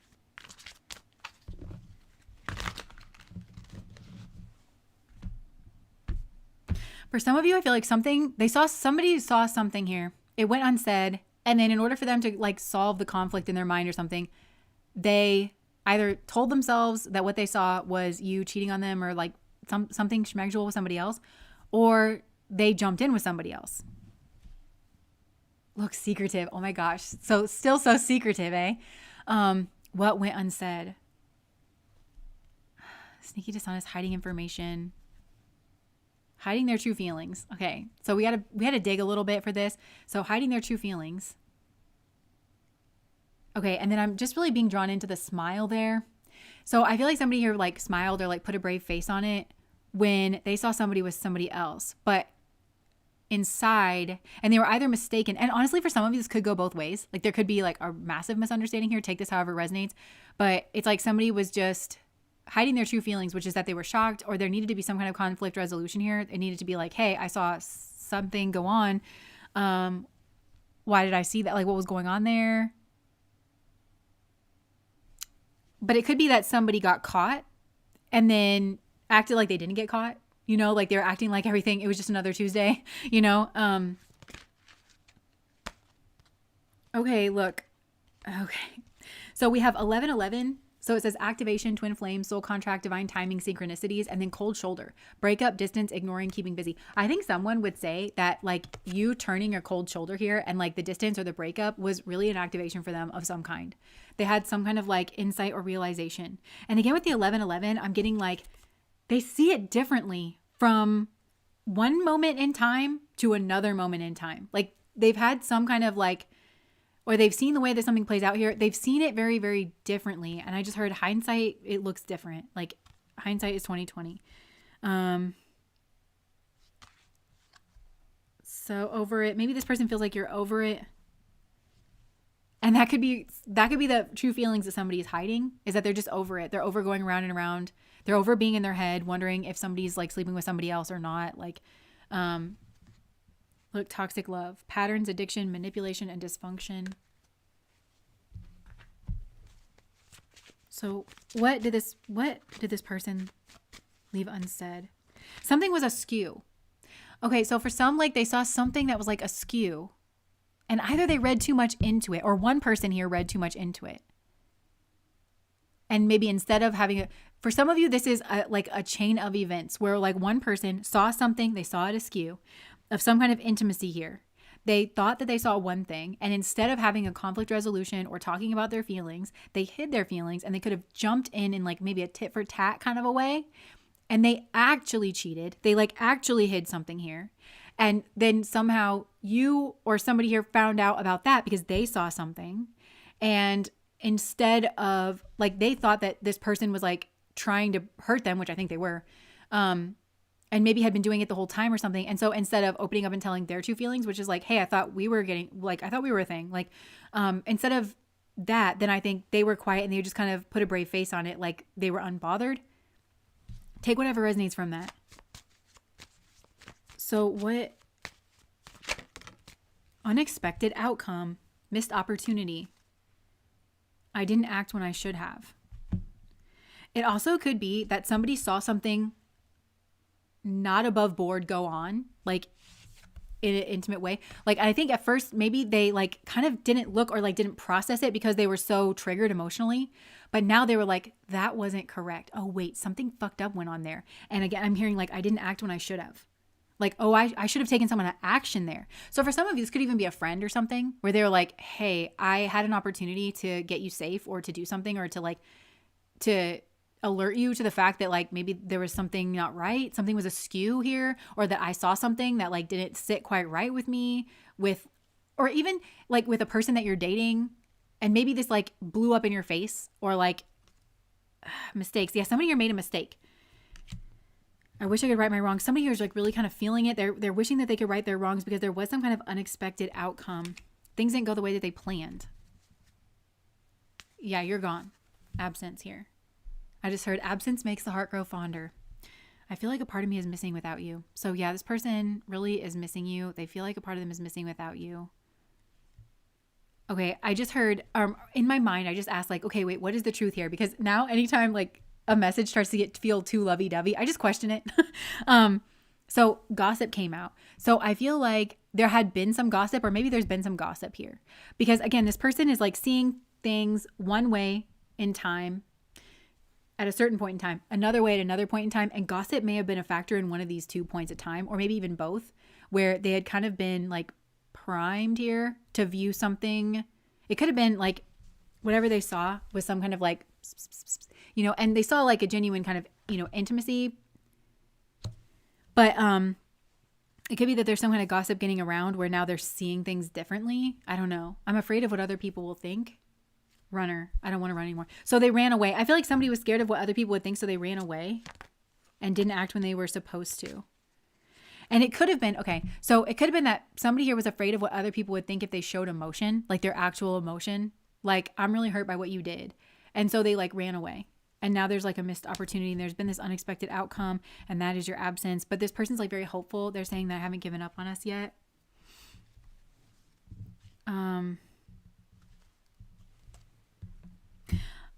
I just keep hearing like they're seeing something entirely differently now. And so it feels like there was a lot unsaid in this first interaction. And it feels like that could have been resolved. It feels like there was some kind of conflict here that could have been resolved if somebody was like ready and willing to just express their emotions and just be honest and vulnerable about like, well, I felt a certain way, and I felt shocked when I saw this, or I felt like this was going on. Like, what is going on? It feels like that. But now they're seeing it entirely differently. I think it was like something to do with a schmegdual thing. Okay, so for some of you, maybe this person is somebody that maybe you and this person like hooked up or something, and they're like, damn, I really shouldn't have done that, because now I'm seeing that from an entirely different perspective. Yeah, like that there was some type of anxiety. I don't know. There's something here. So let me see, Spirit, what went unsaid here?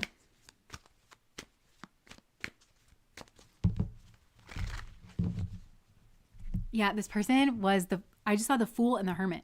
So 2 major arcana cards, but I feel like this person is saying like I was a fool, or I jumped to conclusions when I should have like kind of paused and like reflected. Let me just see. What is the truth here, Spirit? Whenever somebody is just saying things that just are too on the nose, I'm kind of like, is this that kind of weird energy?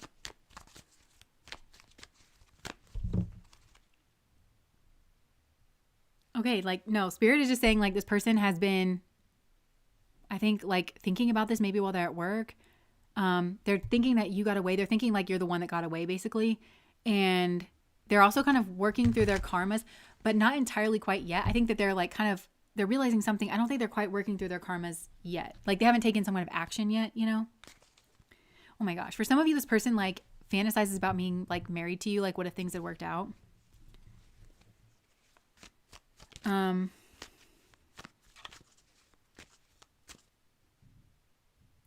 Although for some of you, I want to say, especially if you're a man, but take this however it resonates. It could have been that the thing that you did for a job didn't sit well with this person. Like they were afraid of what people would think if they would be with somebody like you. Or if you're a woman, maybe they weren't happy in their job and they were thinking that you would be thinking, what would people think if you were with them, if that makes sense? And that also could have been why they thought that you were with somebody else or like interested in somebody else who was maybe more on your level monetarily or like in a job sense. Yeah. I feel like that's, there's confirmation here. Yeah. Like, okay. Some kind of victory energy. I think this person was concerned about being seen as, you know, victorious. And that could be like in regards of you, like they wanted to be with you. And then to them, that was them being seen as winning, you know, they didn't, I think they could have felt competition here with somebody, but if they had a problem with your job, that's very, I think they just want to be seen as winning in the world. And so that's maybe why that sat wrong with them. Yeah. They kept that a secret.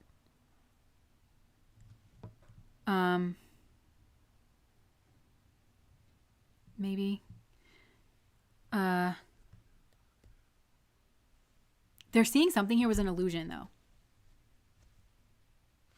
Something about victory was an illusion. So again, for some of you, this could overlap with pile number 2 or pile number 1. Take this however it resonates. These piles can overlap. Take things how it resonates. But because I think this person maybe, as time has gone on, they're feeling like they didn't get themselves into a winning position. So what looked like winning at first, this is kind of an overlap with pile number 2 a bit, but like what seemed like winning at first, where this person made some kind of snap decision about you and maybe what you did for a living, if that's resonating for you, they were wrong about what's actually winning because they didn't get themselves into a winning position. It's like,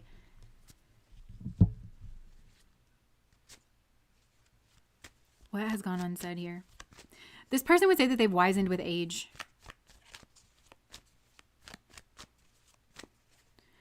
Or that you have. They've potentially seen you like wising with age. Possibly you're with somebody else and that's like actually a deep connection. And somehow I think this person, even if they feel locked out of your life and if they see you move on with somebody else where what you did for a living wasn't a problem, you actually had like, you built something together or something, they're realizing that that's what winning looks like and that people are not just like fixed in time. I see the soul that is inside, that you weren't just this like fixed thing there, like at a moment in time. This person isn't a bad person, but I do think that there's not a ton of like self-insight or like wisdom or depth perception here with this person quite yet. They might be kind of young as a soul. Like I'm not getting a bad vibe off of this person, you know? It just seems like no depth perception with the one eye here.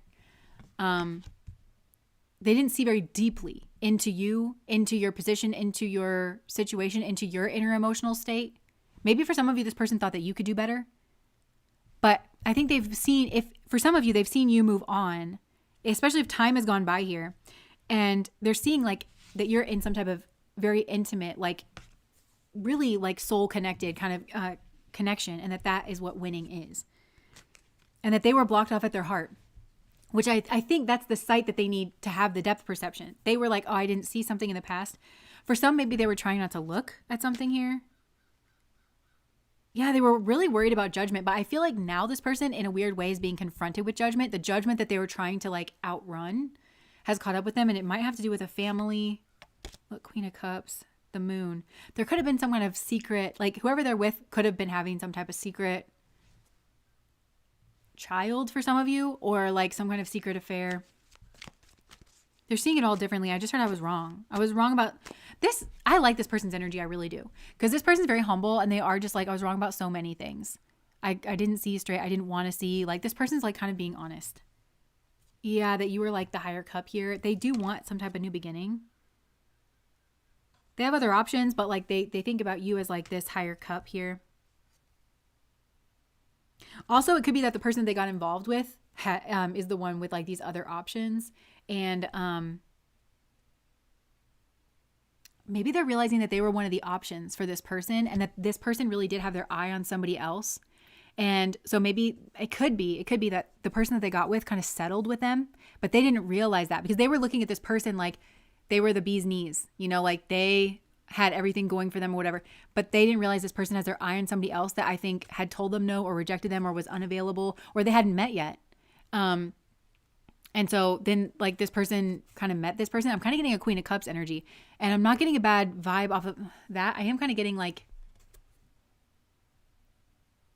I don't know. I don't know who this Queen of Cups energy is. I don't know. But yeah, so I think this person was like, I think they were thinking about what was best for them, but it doesn't feel like necessarily in a selfish way. It feels like I'm really insecure. I'm uncertain about myself. I care a lot about what other people would think. But they weren't thinking so much about this person and what was going on inside of this person. I think that mirrors you because I think you might have really loved this person and that didn't mean diddly shit to this person. That didn't like carry weight to this person. Like, here's somebody who genuinely loves me. I think they were looking at the superficials of what you had to offer in the package and the package of what this person has to offer. Or they could have, because that's the way that they see, they were projecting that onto you. And then they were comparing themselves with other options that you had and they didn't like the package that they came in versus, and they thought that you wouldn't like weight the genuine love between the two of you, but they're realizing now because of what relationship you're in that actually you would. So there's something here where like they can't see inside of a person because I think you really love this person and that is meaningful and that's what keeps somebody around. That's the victory energy. That's like, I believe in you, babe. And that's the kiss on the forehead. You know, every morning when you wake up, you got this, you can do this. I believe in you. You got on some kind of hard time. I'm not going to leave energy. Whereas I think they didn't see inside this person that they put on some type of pedestal. And they were like, well, that person has more to offer. They didn't see inside this person because this person either wanted somebody else, they were dating like other options. And I just feel like they kind of are realizing, well, I was just like an option. And then they were waiting for this other person to get single or like that this other person I don't think they knew about, you know, but they didn't like stop to question like, where's your heart kind of energy. It's just like, oh, well, you're in front of me. And like, I don't know. It feels very much like that.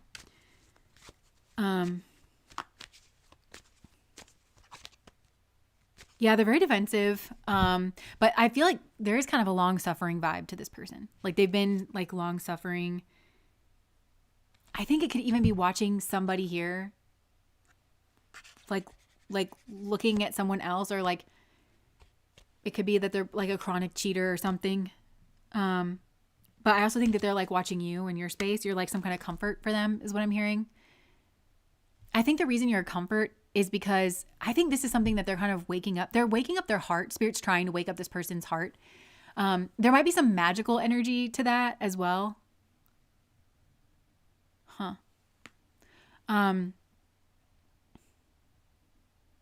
This person may have thought that there was magic done in this situation, but I feel like, again, it's the depth perception thing. Because I feel like once they kind of learn whatever this lesson is, like actually integrate it into their soul, they wouldn't think that there was magic done here. They're going to catch it. Like, I think this is what they're working on, you know, they're going to catch it much sooner next time. Yeah, I forgot what I was going to say, but yeah, they're really defensive. It's a long-suffering energy where they've tried to kind of stick it out with this person. They've tried to maybe get this person's attention, but this is a very cold person. Somebody here could have left them. I was explaining why you were a comfort to them. And I think it's because of like genuinely who you are. Like this person's now looking back and realizing that they always felt safe with you. They always felt like having fun with you. Like that's the love energy, and how much they wish that was a part of their daily life, and how much they wish that they would have factored that into like what their version of success actually was, to have that feeling every day when you come home. I just heard like, think about how far I could have gotten in life, like with that kind of love, you know, like if every day I came home to that kind of love, you know, like there's a value there. But also I think that the part of the reason why you're comfort to them is because they know that God wasn't like trying to fuck them over, because they know what they did here. They know that like they didn't see into you and they didn't see into this other person. They didn't see very clearly, but it wasn't like there was no divine choice. You see what I'm saying? It wasn't like God didn't send in for them, because God did. God sent you. And they just couldn't kind of recognize it. So I feel like they know somehow when they cling to your energy, when they think about you, again, like there's some kind of comfort, dream, fantasy where they go back to when you guys, like, I just heard like when you were like kind of cuddling in bed or something, you know, like they go back to those kind of warm moments. And like what a lifetime like that would have been like, you know, they go back there.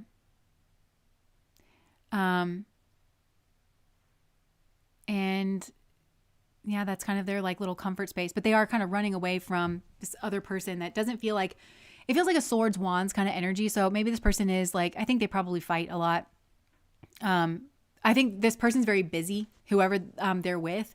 They could be very high powered in their career, but they also kind of don't care about this person.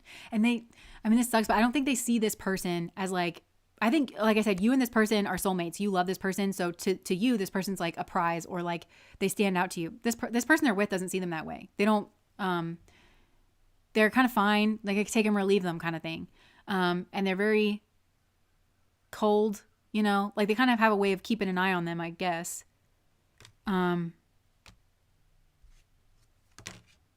Yeah, they kind of like put some kind of front forward, but then offered something. They're building something somewhere else. Like their foundation energy is somewhere else. And that could be their job. And that person's going to, I think, get some kind of karma. They could have had some kind of like luck in their career, but I think that person, that's going to turn as well. And then this person's going to get mad and kind of go at your person is what I'm getting. It just seems like there's a lot of fighting and there's a lot of air energy. And I don't really think your person is equipped to stand up for themselves because they don't see the depth energy. They know something's wrong. This person has an intuition. They know something's wrong. They know that they're in the right about something. And they're kind of heartbroken that this person doesn't really love them or care about them. But I feel like this person would kind of be like, oh, like you're such a sad sack, you know, or like, oh, you're such a whiny baby, you know, when it's kind of true. So that this person, whoever they're with, doesn't really honor their feelings or like give them much in the way of that. And if they do, it's just kind of like, it's just sort of like what will get you to shut up kind of a thing. Like, okay. Like, you know, let's just, I don't know if these people have been together for a long time. The pretense feels like it's absolutely gone in this, situation. And this person, they might cry a lot, but I think they have been very superficial. And I do think that they got a lot of joy and happiness out of that. For a while, I'm even getting like 15 years for some of you.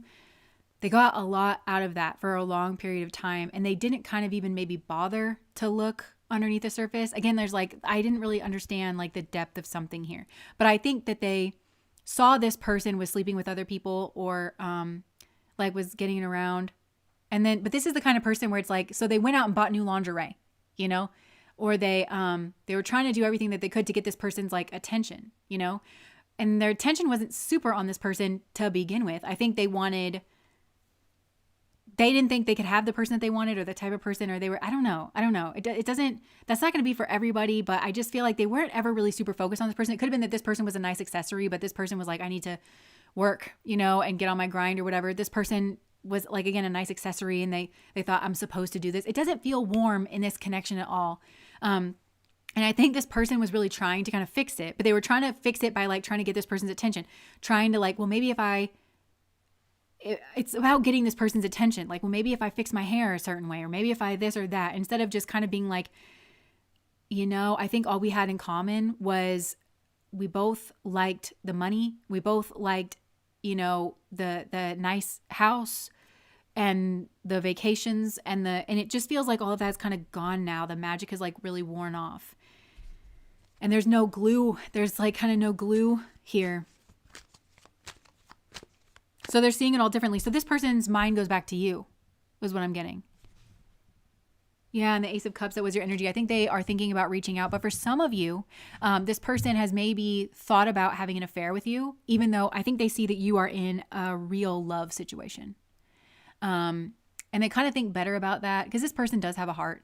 But they also kind of they've been with whoever they're with. I'm hearing 15 years for some reason. They've been with whoever they're with for a very long time, and it's rubbed off on them. This person isn't really the same person that you knew. They feel drier and crumblier, like on the inside. I'm talking about on the inside now. Like this person is not the same. They're kind of hurt. They have a lot of things that they would be trying. There's a quote in Eat, Pray, Love that is like, never again will I use another person's body as a scratching post for my own emotions.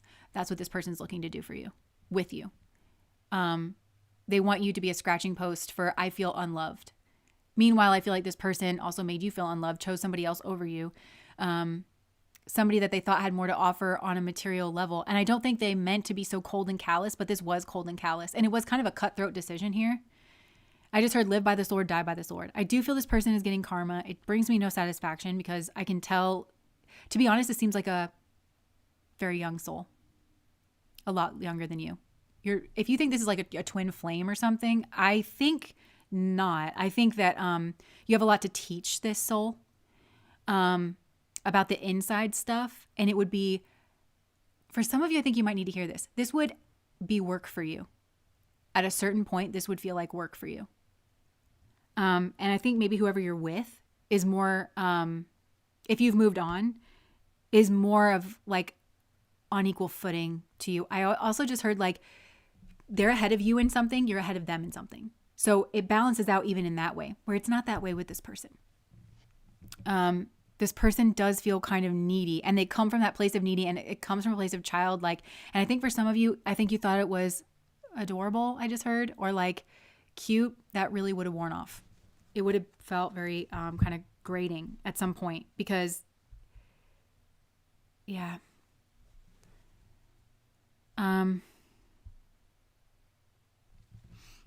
Yeah. So they are feeling like very emotional. So they do, I do like this energy. I do. This is a good egg, or a neutral egg at the very least. I mean, they're not a bad person, and they don't mean to do like bad things, but I do think that they have this way of being cold or cruel or callous in this tabulation thing that they do, and like kind of like living on a superficial level. And a lot of this hasn't been said because they were trying to make some kind of decision behind the scenes that they were ill-equipped to make. This is like a person trying to do calculus that doesn't know how to add and subtract properly. So they're trying to make this big like kind of calculus decision instead of trusting that spirit has their back. And spirit, if this person needs to learn how to add and subtract, that's where their lesson is. They just need to focus on adding and subtracting and not trying to do this big calculus problem. And that,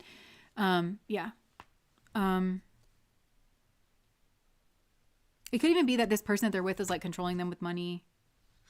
They feel kind of stuck, but they're learning. They're learning something here. They feel like you don't see them. They feel like it's their karma.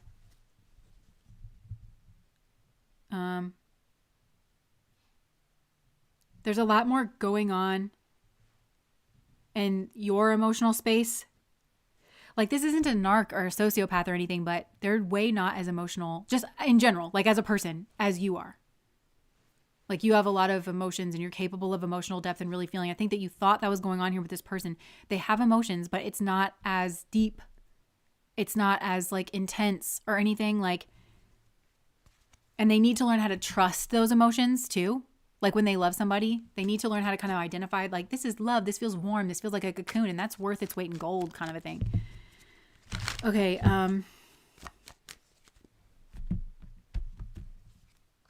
Okay, yeah, I think that there's also, I think their person's cheating on them. And I think that another thing where they're like, oh, I see it differently now. There's somebody at work, or there was some kind of 9 of Pentacles energy around, I think, their person. And then it came out with the 8 of Pentacles as well. So it's like something that was like routine. They're seeing it all kind of differently now. They're defensive about it, but it's the truth. And now that put them in touch with their karmas. So karma for me, it's like it's a spiritual lesson that you have to kind of learn. And yeah, there are blockages and obstacles that are like kind of there, but it's the only reason they're there is because like there's something here that you didn't see. So this person's recognizing there's a lot that I didn't see. I didn't see inside this person. I didn't see inside myself, and I didn't see inside of you. And I didn't really even ask myself. And I think this person can feel very confused, and they can feel like not tethered because they just compare the outside of a person. the package of a person. And so they have no root. And that's why they're like, oh, I'm very, very confused. But it's not a bad energy. Like, this person wants to learn. And then they looked up and they saw you as like their karma, like away, but you had kind of gotten away from this person. I think you learned a lot of karmic lessons here as well. And they're seeing you as like being very successful. They're seeing you as being very vulnerable, being very skilled at something, maybe having moved forward quickly. So maybe you weren't at a great place whenever they met you, but then you moved forward quickly in something. And this person doesn't know where does that come from? The inner space. This person kind of doesn't know how to read an inner space, even their own. Like, it's just a mystery to them, kind of a thing. And they're wanting to get back over there. But in order to get back over there, there's a lot of karmas that it's like spirits put them on their journey, kind of a thing. And spirits helping this person out. They really are. There's been a long-term cycle though, and there might still be more to go. This is like a 20-year cycle here with this person. It's like on the order of magnitude of like decades.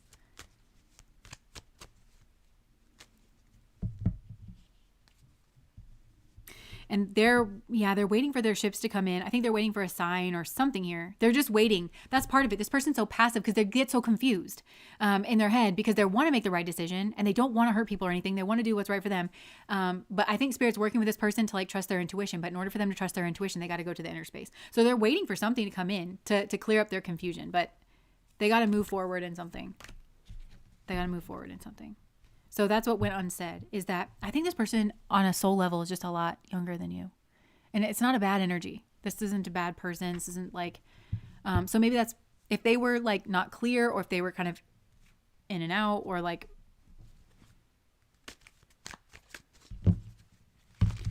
there also could be like a couple in their mind that they hold up as some kind of pedestal. It doesn't have to be a real couple. It could even be like on the cinema or something. And they're like, I want that, but they don't know how to get there, kind of thing. They also could know these people in real life though.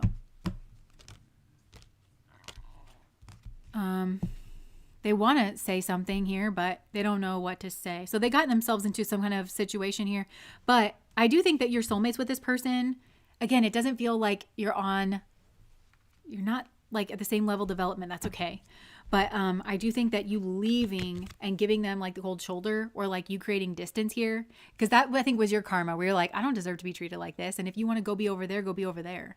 Like I deserve better. And I think you found it. I think you found it. But that was some type of activation that I feel like this person needed. I also think there might've been some kind of soul contract here, so that this person over time could see things one way and then see it through a different lens. And they have to ask themselves, why didn't I see that before? What was I missing? They have to work backwards from the problem. Why didn't I see that before? Because it was clearly there. So this person has a lot of misunderstandings about what makes a person successful, about human nature, and it has to do with the inner space. So how can I calculate for that in the future? Or how do I know what I'm seeing? Do I take my time? Don't put people on pedestals who have a lot of money or who are work obsessed. Sometimes people are work obsessed because they have trauma and they're a workaholic and they're trying to run away from themselves. And then you're going to feel neglected and they're going to sleep with people at work because they're not actually interested in that. They're not a very emotional person, or there's this one person that they put on a pedestal, and if they can't have that person, then they're just going to settle for I feel like this person is like a little bit overwhelmed, like about, I don't know how to see all those things. But this is their path forward, and they'll be good at it. When they realize it, they'll be good at it. Okay. Dismissive avoidant could very well be a dismissive avoidant. And by the way, avoidance, like there's a lot said on the internet, and just because somebody's avoidant doesn't mean it's obvious that they're an avoidant. And women can be avoidants too. Like a lot of times they can be very social or very personable, especially when you first meet them, and then things get like really weird or something. Like, yeah, this absolutely could be a dismissive avoidant. There is a cuteness to this person. I do have to say, like there's a cuteness here. There's an innocence. Like that's what it is. Like there is a genuine innocence. I think that they were cold. I think that they were rootless. I do think that they were materialistic. I do think that there was some type of transactional thing. And I think that they deemed you like unworthy in some kind of way. And I think it was because of your job or their job. Because this also could have been projection, like especially if this was a man, then he could have thought that you were judging him in this way. But it's because he's, I think on a soul level, not as advanced as you, and not realizing that there's genuine love between the two of you and it's worth its weight in gold, and you know that. But he's like shying away or something. I don't know. So take that however it resonates. But Yeah. Because I do think that they were kind of callous, or they judged you. Like, I feel like they judged you unfairly, and it probably felt like shit. But they didn't mean to. Like, they weren't trying to, and they might have tried to keep the door open or something. It feels like kind of narc shit, but I don't think this person is a narcissist, and I just think that it's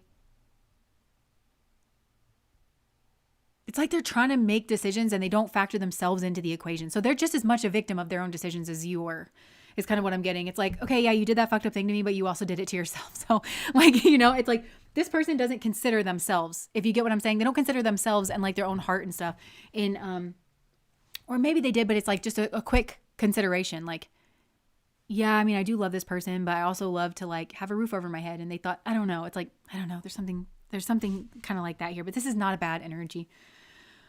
Okay. Thank you guys so much. All right. So, okay, the last thing, because my throat just went out there. I do feel like this person wants to talk, but it's like they also know, this person knows that they kind of put you in a rough position. They also, this is a person, again, I do think that they think about cheating with you because, like I said, they've been with somebody here that's rubbed off on them. So they're more selfish than you realize. That sucks. This is not like really a bad person, but they're, I think it would stand out to you if it didn't stand out in the past, that this is kind of, there's like a stunted kind of nature here. It would be very obvious to you now.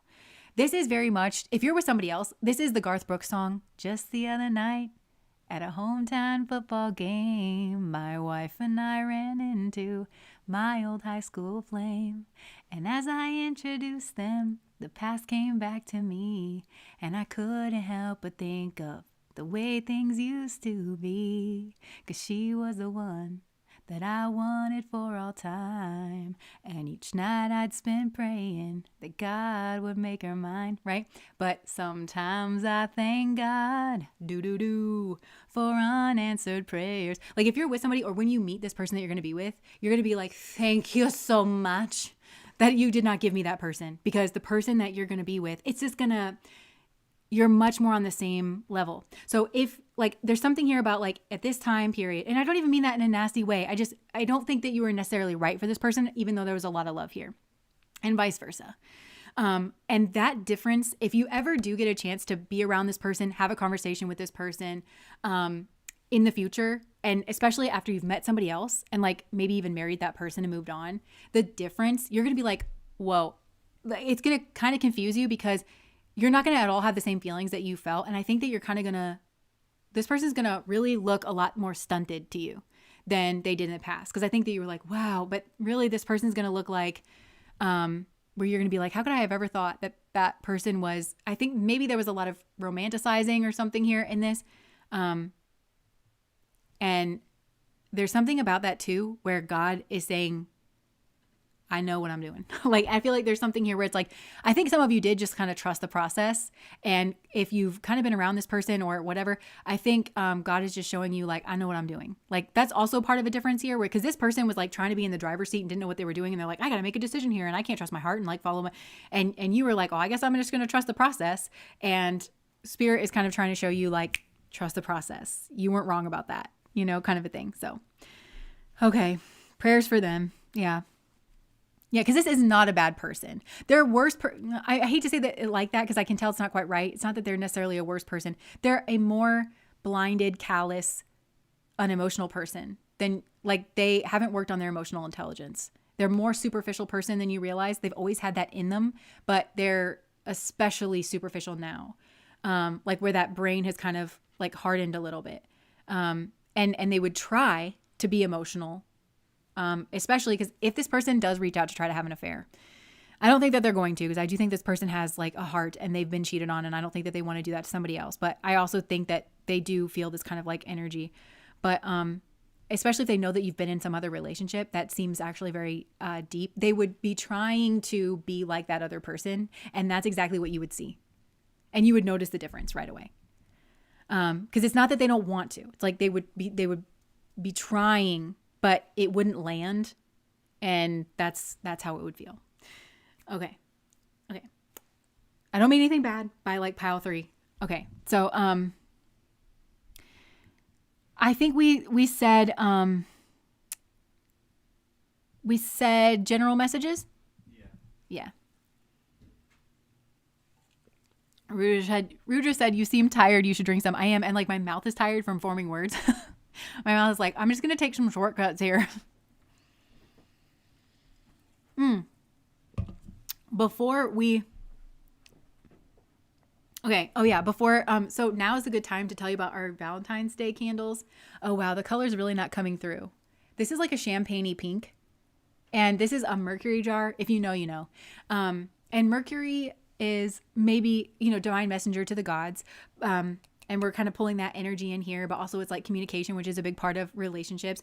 This is so cool when you light it, especially if you light it in like a dark room or something, because the light shines through each of these like little holes and like kind of, it looks like a constellation, like on the wall. It's really, really cool. And, so love candles, I'm just going to read what he has written here first. So love candles, they're available now. This is limited edition. We did more this year so that they don't sell out too quickly, and patrons get 20% off, and you can check the post on Patreon for that. Okay. So last year, if you remember, we did 2 Valentine's candles. One was for breaking any kind of love spells that you felt might be on you and cord cutting, really like freeing and releasing yourself from like a love situation. And the other was manifesting healthy love. And I really made a point to not just focus on romantic love. Also because I don't know what somebody's like karmas are. If there's a reason that you're not manifesting love, there might be a reason for that. And so it was just to like kind of highlight whatever that might be. So this is more about like healing love energy. So we just did the one. And so this is just kind of overall. And actually I brought my spell book out because I wanted to kind of give you an idea of the spells that I put in there, or that we put in there. Cause Alex does a lot of like the candle making, and, Alex does energy work, by the way. He's like a Reiki master, and I do like the spells, and I like kind of put together all like the spells. So, okay, let's see. Okay, so yeah, we've got like the reveal the truth kind of like about this person so that you don't feel blindsided and you can actually like see the truth about somebody here. Fresh start energy, like in love. We also have soothing energy, cord cutting energy if that energy is needed. A lot of soothing energy that's in this, and manifesting a healthy love. These are all spells, like entire spells, like in and of themselves. And I write very long spells, just so you know. Well, not all of them are long, but yeah. And then healing of the masculine side, healing of the feminine side inside of you, but then also drawing in healthy masculine energy and healthy feminine energy just around you. Again, not necessarily just focusing on romantic love. And communication.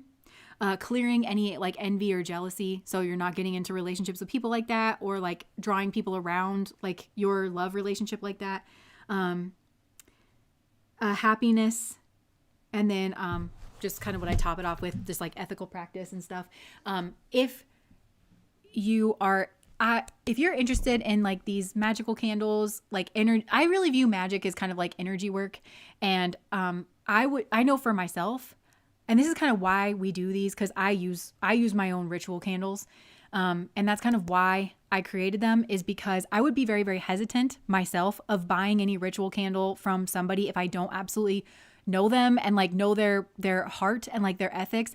And I just want you guys to know, and I hope it comes across in the readings, that I try to be a very ethical person, and I have spells that kind of seal in the ethics. I do not believe in tampering with other people's sovereignty. I feel like it should be kind of joined in, like bringing about the best that you can be and making sure that people are like on the same page as you. So all of that is been considered kind of, getting into the candle. And then of course we use the 100% soy wax. And you got to watch candles, because even when they say 100% soy wax, that usually means that it's not cut with paraffin wax or any other kind of like lower quality wax that might put some kind of petrochemical or something like in the air, which is good. You want to watch for that. But just because it says 100% soy wax doesn't mean that it also hasn't had additives, like other additives added to it to make the soy wax like smooth out. So our soy wax, we kind of go the extra mile and get the soy wax that doesn't have any additives in it. So it is like a little bit like imperfect on the top, but I think that adds to the character. And then all of our ritual candles, or a lot of them, have the cross wick, because the cross is a symbol of the higher realms meeting with like the earthly plane. And we didn't put any dragon's blood on this one. It didn't feel kind of right to do that. And also the scent on this one is sugar plum. And trust me on this one, I wish my hair could smell like this. Sugar plum. We went with this because it's like kind of a nice, it's not really floral scent, but it's like a sweet kind of scent for Valentine's Day. But Valentine's Day is still like in wintertime, at least in the Northern Hemisphere. And so this has that kind of like well-rounded, homey, comforting. It's one of our Christmas candles for some of you that had that. And it's one that doesn't get the love that it deserves. But we thought, oh, well, that's a perfect scent for like the Valentines. So it is this kind of sugar plum energy that is kind of like well-rounded and well-bodied. So I won't say much more about that, but these are for sale now, limited edition, because we only have a limited amount of jars. So that's really what's determining it. And like I said, it's so cool when you light this and it kind of like the light comes out on the side. So that's that. And I have this one. That's what I have lit back here today. And we don't have it in the dark, so you can't see like the, yeah. Can Alex be hired long distance for Reiki? That would be up to Alex. I don't know. Do you want to do Reiki long distance? He doesn't know about that. I've only used just candles and it's never a bad experience and it never fails. They do what they're supposed to do. Thank you so much. Yeah. The other thing is like, if there's a reason, like a higher spiritual reason why whatever it is that you're asking for can't come through in the way that you want it to. I put spells on there to help unearth why that is and to make that clear to you. So you can kind of adjust your course and you're not just like left hanging there. That's another thing that I put in. That's that healthy dose of humility. Cause like, just cause we're asking for things, it's like, well, but unless there's a reason I'm not supposed to go that direction, you know? Would you consider doing a candle for good health or inner body physical healing? I'm so hesitant to do that. You know, I've had people ask me to do that. And I always just arm them to the teeth with like disclaimers that, you know, that's not something that I can promise you. I mean, I can do my best with it, but there's, you know, it's not evidence-based and things like that. But if you did like a custom candle, we can maybe talk about it. So long as you know, like that the scientific community hasn't like proved that candles are like good for those kinds of things, you know? But I will say I have used it for myself in that way. And, I'm really into like, I believe in energy healing and stuff like that. I just don't want to make any promises. I don't know. I feel some type of way about even like kind of getting into that, but should we be burning one candle at a time? Like melting one down before starting another? I definitely don't. I'm everywhere with it. What? Oh, I thought you were going to say something. I have. Do whatever feels right to you, because it's not, you know, yeah. wrong one way or another. But. Well, especially because, okay, so like I was saying, we do not make a ton of profit off of these candles because it costs so much to make them, like the vessels, the wax. We get all like the most expensive stuff. And so there for a while, honestly, like any profits that we made from the candles was really just offsetting the candles that I'm using while I'm reading your cards. Like, because I was like, well, I really want to make sure that my space is like nice and protected and everything. And I want to make my own, like, I have like my own kind of standard that I want to make sure I'm hitting with that. And so really, it's just been offsetting that because I use a ton of candles and I have like, I'll use the different ones for different things. I just have them out like on my altar and I know which one I want to light. You know, I'll put on the bottom what it is. And well, Alex does when he brings them up. And then like, I just know what I want to light and, you know, I light them however I want to use them, you know. You could also get candle warmers and just like have it just infuse the energy in your space and work with the candle too. Like when you first get it, yeah, like you can set your own intentions. Okay. Yeah. Oh, I'm so glad. I'm so glad to hear that. Kushness. I love that name. Okay, so shall we get into these general messages? All right, so Spirit, let's see, what deck do I want to get? Okay, so maybe somebody's looking for some advice here. Okay, so Spirit, what message do you want to bring through? And it doesn't have to have to do with the reading at all. Just what do you want to bring to our attention here?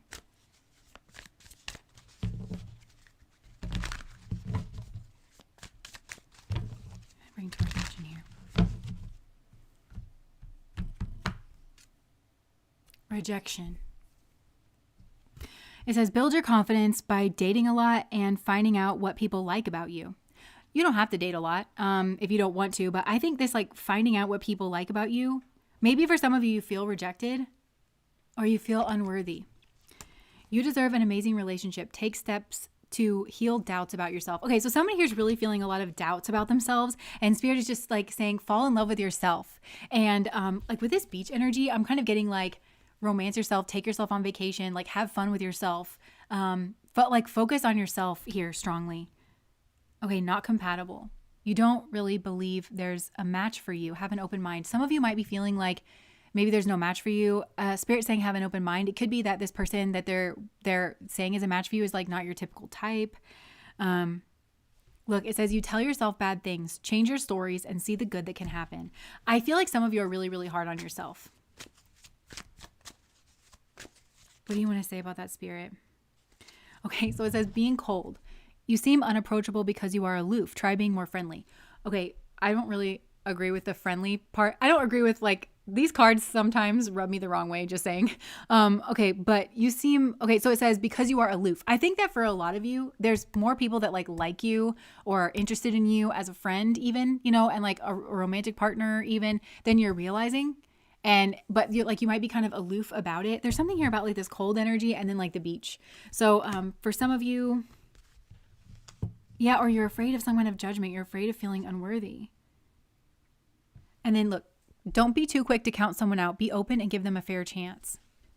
I'm hearing that's what you would want someone to do for you. So maybe some of you are just like very protective too of yourself, or you just expect a rejection. So you might like shut it down really quick.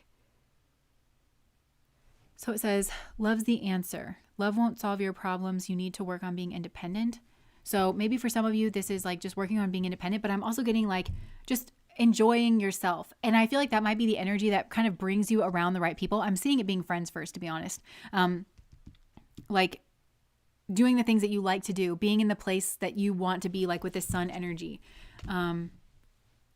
Yeah. So let's see.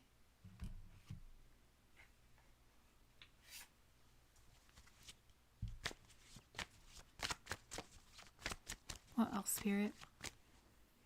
Look, signs and synchronicity. Spirit is really, really with you right now. Spirit is trying to like kind of show you the way. I think Spirit is trying to get you like to move, like in the car. Not necessarily move house or like location, but Spirit's trying to get you in motion in some kind of way. Coincidence, signal, hint, message from the universe. Spirit's been trying to talk to you. Okay, hookup. One night stand, intimacy, casual relationship, or a fling, romantic feelings. Single. Maybe Spirit has been guiding you in some kind of way in regards, Spirit or single, hookup, romantic feelings. Like something might lead to romantic feelings here, or look, ghosted. Okay, so for some of you, maybe you got ghosted and that really affected your confidence here. Yeah, there's some type of magnetic attraction that you kind of feel like you need to heal from. Yeah, like hookup, ex-lover. Family. It could be that some kind of ex-lover had some kind of like fling and then had a family with somebody, or I don't know. Or maybe that's the person that they're trying to bring in. It could go either way.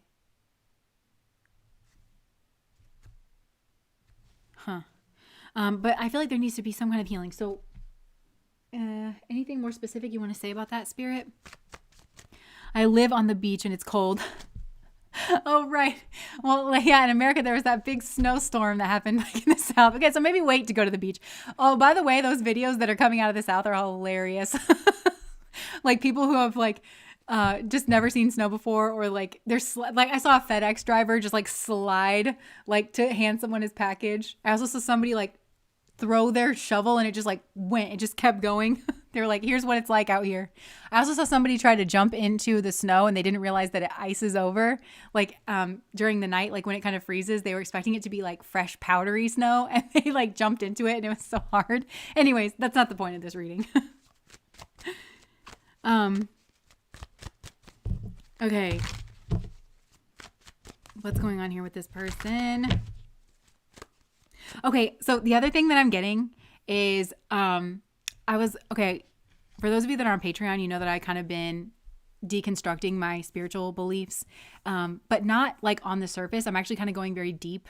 And well, Spirit has been helping me with this, to unpack like the way that religion and patriarchy and everything is kind of like really like brought about my worldview. But I was listening to one woman tell her story, and she was saying something like, I guess she is like very alternative. She has some kind of like alternative style, and she didn't really know like if she wanted to get married and have kids. I think she was like a gamer kind of chick, and she was like, you know, if it happens for me, then it happens for me. So because of that, because she grew up in like a red state, it kind of sounded like, you know, very religious sort of culture, the guys that she was seeing would put her in this like side chick kind of category, and she would find out that she was like on the side or everything.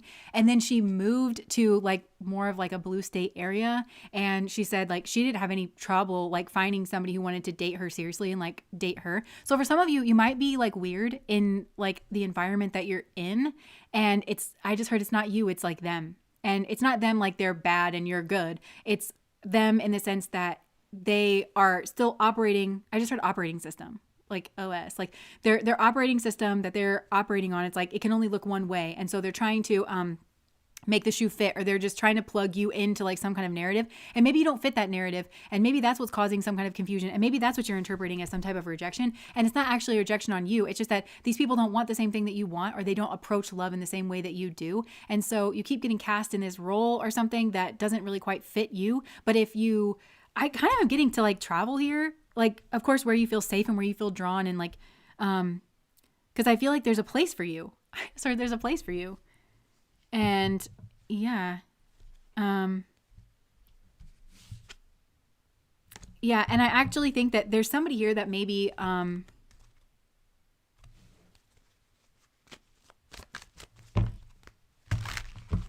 on.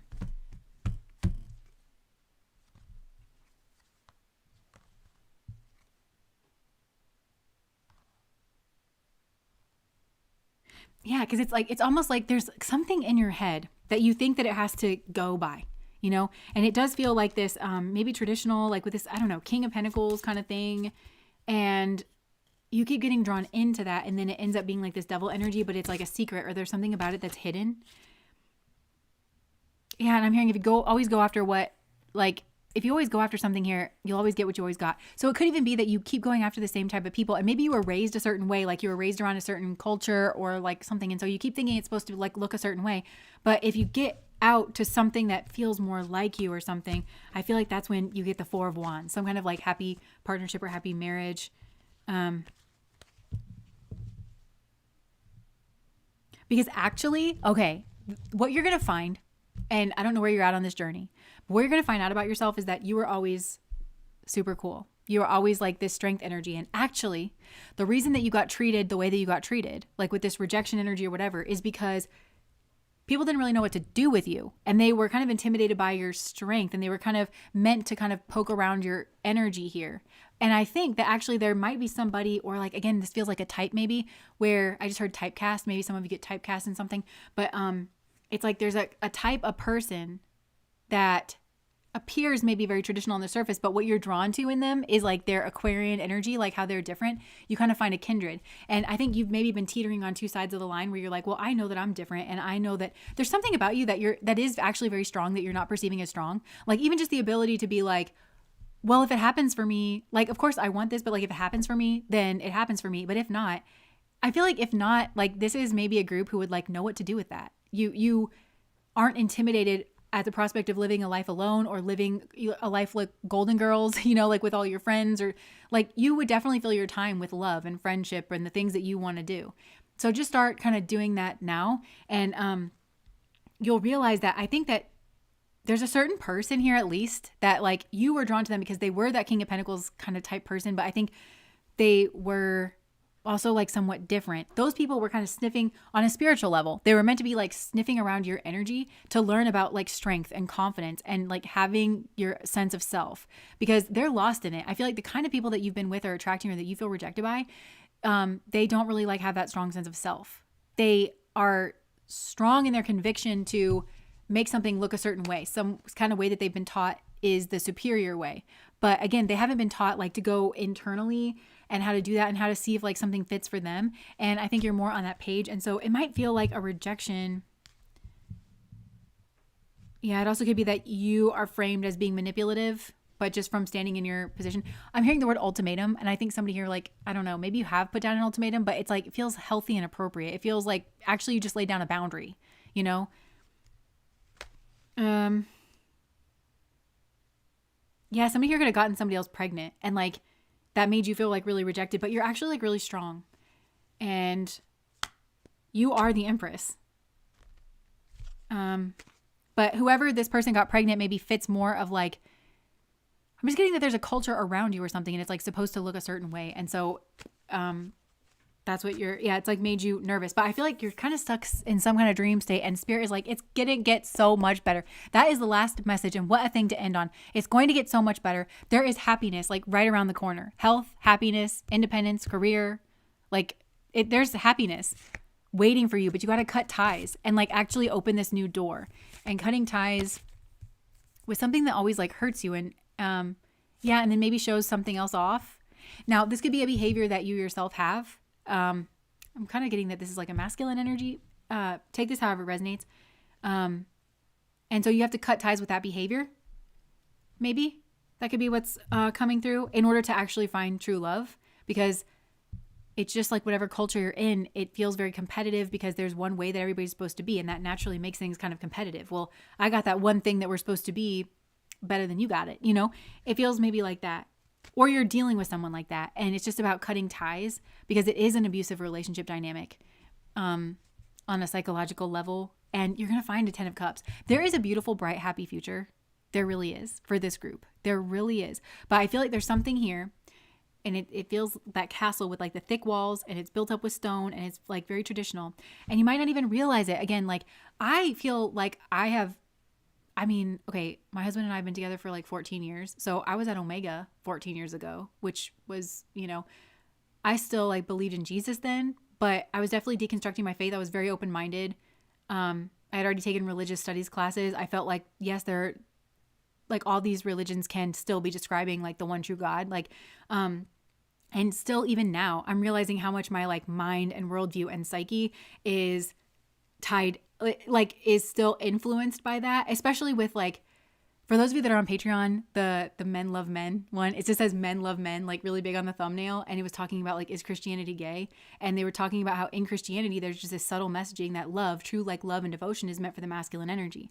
And women, you just kind of soak this up. Like you're the service role. You're the lady who like refills the Fritos so that the men can love each other. And like, it's not that they're taught to use you. They're taught to like, have this thing, but like actual bonding and like mutual respect and those kinds of things, like just meant for men. It's like a very homosocial thing. And you don't realize how deeply that affects you on a psychological level to make you feel like you're unworthy of love or that you don't exactly know how to be, because the only thing that you were ever taught to be is like this service oriented thing. Like I'm just supposed to be serving other people. Like I'm talking about these like deep things on a psychological level, not just like, well, do I believe this or do I believe that? And, like, yes, that's kind of a part of it, but I feel like there's something kind of deep and it's keeping you stuck in like a frame of mind is what I'm getting. A frame of mind.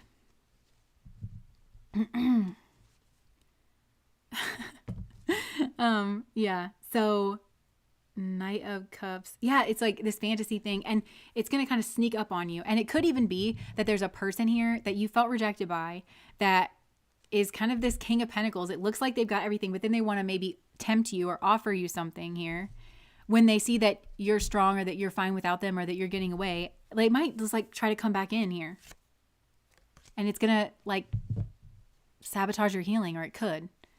So I feel like, yeah. And there's maybe even something about a group of people where it's a karmic group of people and you keep going there for love. It's not you, babes. I just heard it's not you, babes. It really isn't. So where, tell me where they're supposed to go or like where they fit in. Look, there is some confusion here because there's still strategy. And because, okay, so you feel like left out in the cold and you feel lacking, and this has confused your compass.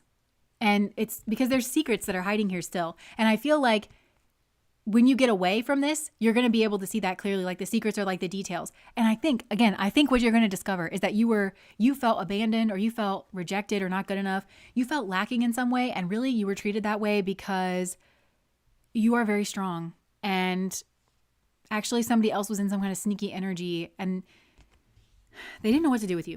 They didn't know what to do with you, or they don't know what to do with you. And that's the truth. Spirit wants you to see the truth, but it's a process for you to see the truth. And I feel like you have to fall in love with yourself, believe in yourself, care for yourself, take a risk for yourself.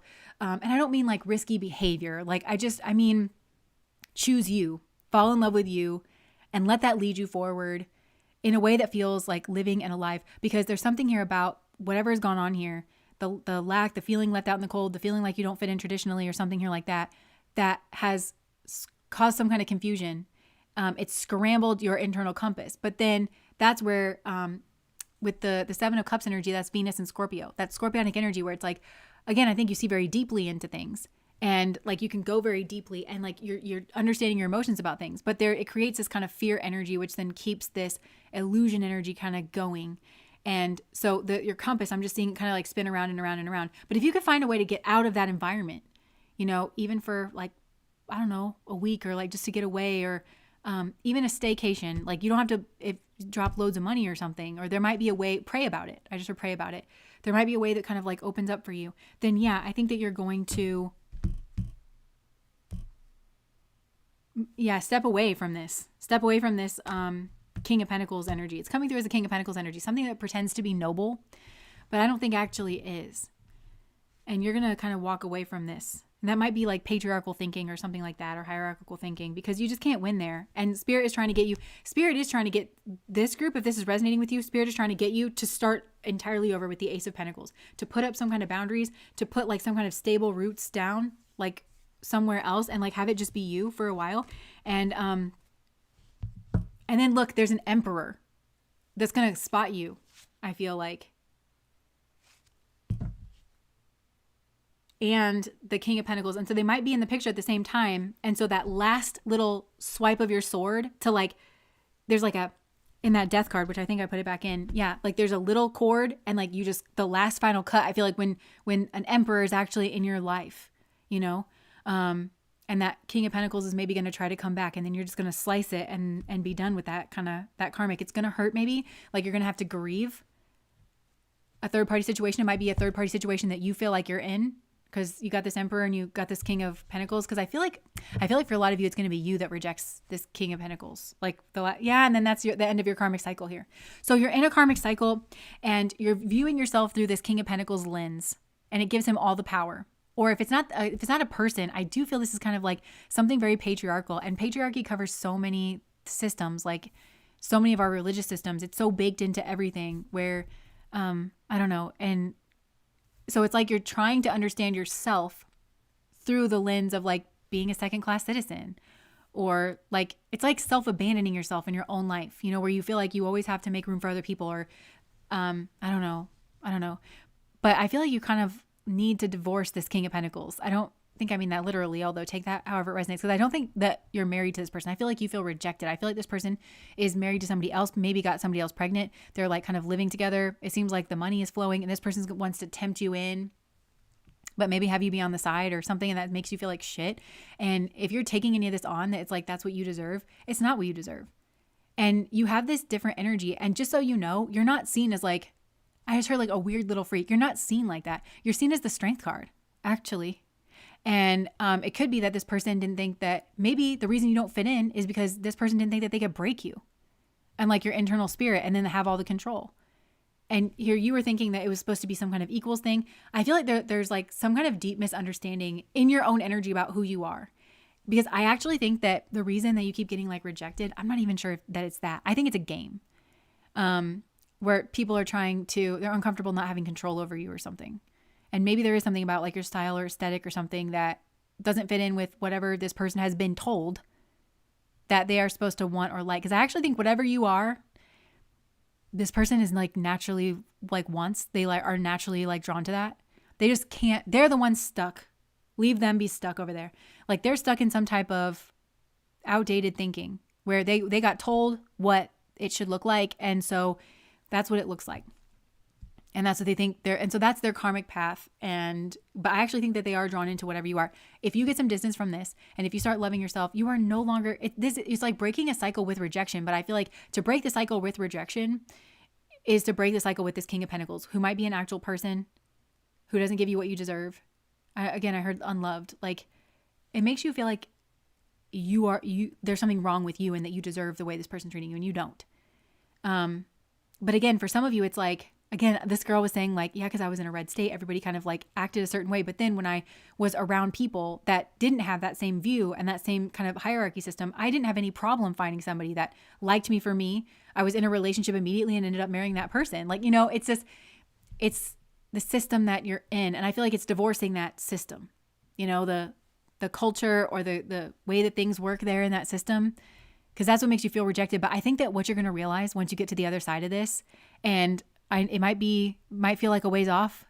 Once you get to the other side of this, I swear you're going to realize you're going to have a moment where when you've worked through all your kind of karmas here, where you're going to be like, oh my gosh, I was the strength card.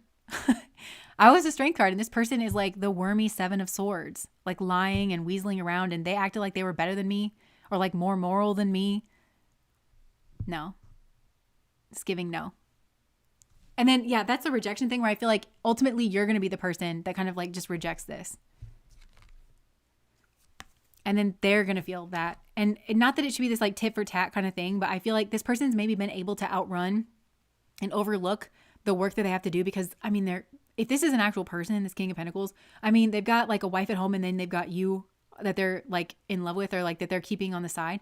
So they're busy, first of all, but they don't have any time or they're getting everything that they want. So, and they're also maybe like games and stuff. So they don't really focus on the inside, but they'll have to if they like kind of lose you, because they're in some kind of fantasy as well.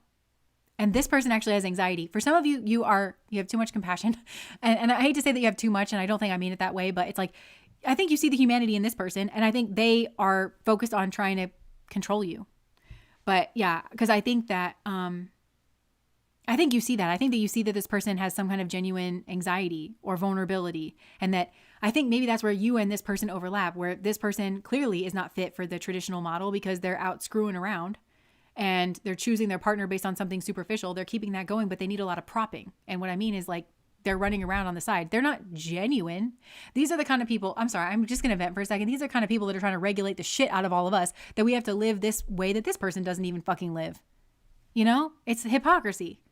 It's hypocrisy. But then they want to act like this comes from some type of moral space, you know, when really it's somebody who can't get real with themselves and be honest with themselves about like, you know, human beings. I do want to say if you're gay or something and like this person is like same sex, then that's like an extra factor here. This is like every time the RNC gets together, Grindr crashes. And it's not, you know, it's not like that there's anything wrong with being gay, but there's something wrong with being repressed gay. There's something wrong with being repressed anything, because anything that you try to repress comes out in like kind of weird ways. And I feel like you've kind of caught this person's weird ways. And even if this person's not gay and like this is that, it's still this dynamic that's going on here, because there's something here that's repressed in this person. I just heard, yes, thank you. Like, oh my God, somebody is like, just like, I feel like coated in sparkly energy. Yeah, where it just like felt like, just like popping out of the box. Yes, thank you. I just heard that. But, you know, it just feels like there was something like, I don't know, beneath the surface that this person's tried to repress. And again, you're showing up in Aquarian energy. And that's why this person likes you. And that's why you're kind of kindreds, because you both do feel like outcasts. You're honest about it. This person's not. You're out in whatever way you're out of your closet. And you're like, come on. And you've been waiting for this person to like own up to the way that they really are. And I think you see the real person inside and they refuse to do it. I've heard some of you have like tattoos and this person's mom has a problem with that. That's very specific, but that shouldn't, if you're healthy on the inside, it shouldn't matter. My mom has loads of opinions about things that I know nothing about because it shouldn't affect the way that I live my life. You know what I'm saying? It's like opinions are like assholes. Everybody has them. So I don't understand why that should be the rudder to my ship. You know, some things are genuinely helpful, but whether or not you like tattoos is not a thing I need to hear about. You know, like, okay. So, yeah. I don't know. I feel like this person has a problem with something so stupid and arbitrary. I feel like if you heard it literally might, I just heard it might be a tattoo. I don't know what this thing is like with the tattoo. It's so I feel like once you get to the other side of this, you're going to hear this and you're going to be like, what? This was the thing that tripped you up. Like, it's nothing that you should be taking on. It's nothing. If you feel rejected here, I'm telling you, when you work out to the end of this karmic cycle, it's going to be you rejecting this, like just being treated like this. There's a whole lot of stuff that needs to be sorted through here, and it's affecting you because of that's the way these people are treating you. And I think that you're just going to be like, this isn't me. I think you're going to just realize this isn't me. It wasn't me. Somebody banging on the counter. It wasn't me. Okay, sorry. Yeah. Grinder mentioned on a Jess Live. Now I've experienced everything. LMAO. Listen, if I really let myself go, you guys would be shocked at the opinions that I have. Actually, you probably wouldn't be. But yeah. Anyway. So respect is earned. It's not what people's opinions are. Yeah. Funny how a former speed addict has a problem with me having tattoos. That tattoo thing is very specific. It might not be for everybody, but I feel like there's just something here where you're like, what?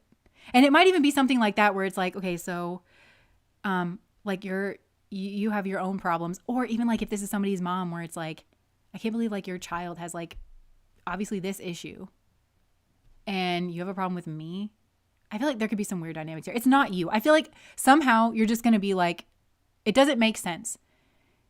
There's hypocrisy here. It doesn't make sense. But instead right now it just feels like rejection. So spirit again has been trying to get you popping out of this like fantasy bubble. And it's not a fantasy like a happy romantic fantasy. Maybe it is sometimes, but like, well, we could just be so happy together if you would just be yourself or something, you know? But there's some kind of fantasy you have about you. And it's like, you say bad things to yourself and you tell yourself that you're the reason that this didn't work out. But I genuinely think for whoever this is, you're not the reason that this didn't work out. You're going to realize that when you're on the other side of it and when you're around like people that get you. So, okay. Okay. I think that's what I have. And we have the candles that are for sale. And also those of you that are on Patreon, we have a live stream tomorrow, same time. And it is What Are They Hiding? And I'll see you guys there. I'm going to get some food. I hope you get some food. Thanks for hanging out with me. And my neck hurts too, man. I will see you when I see you. Bye, guys.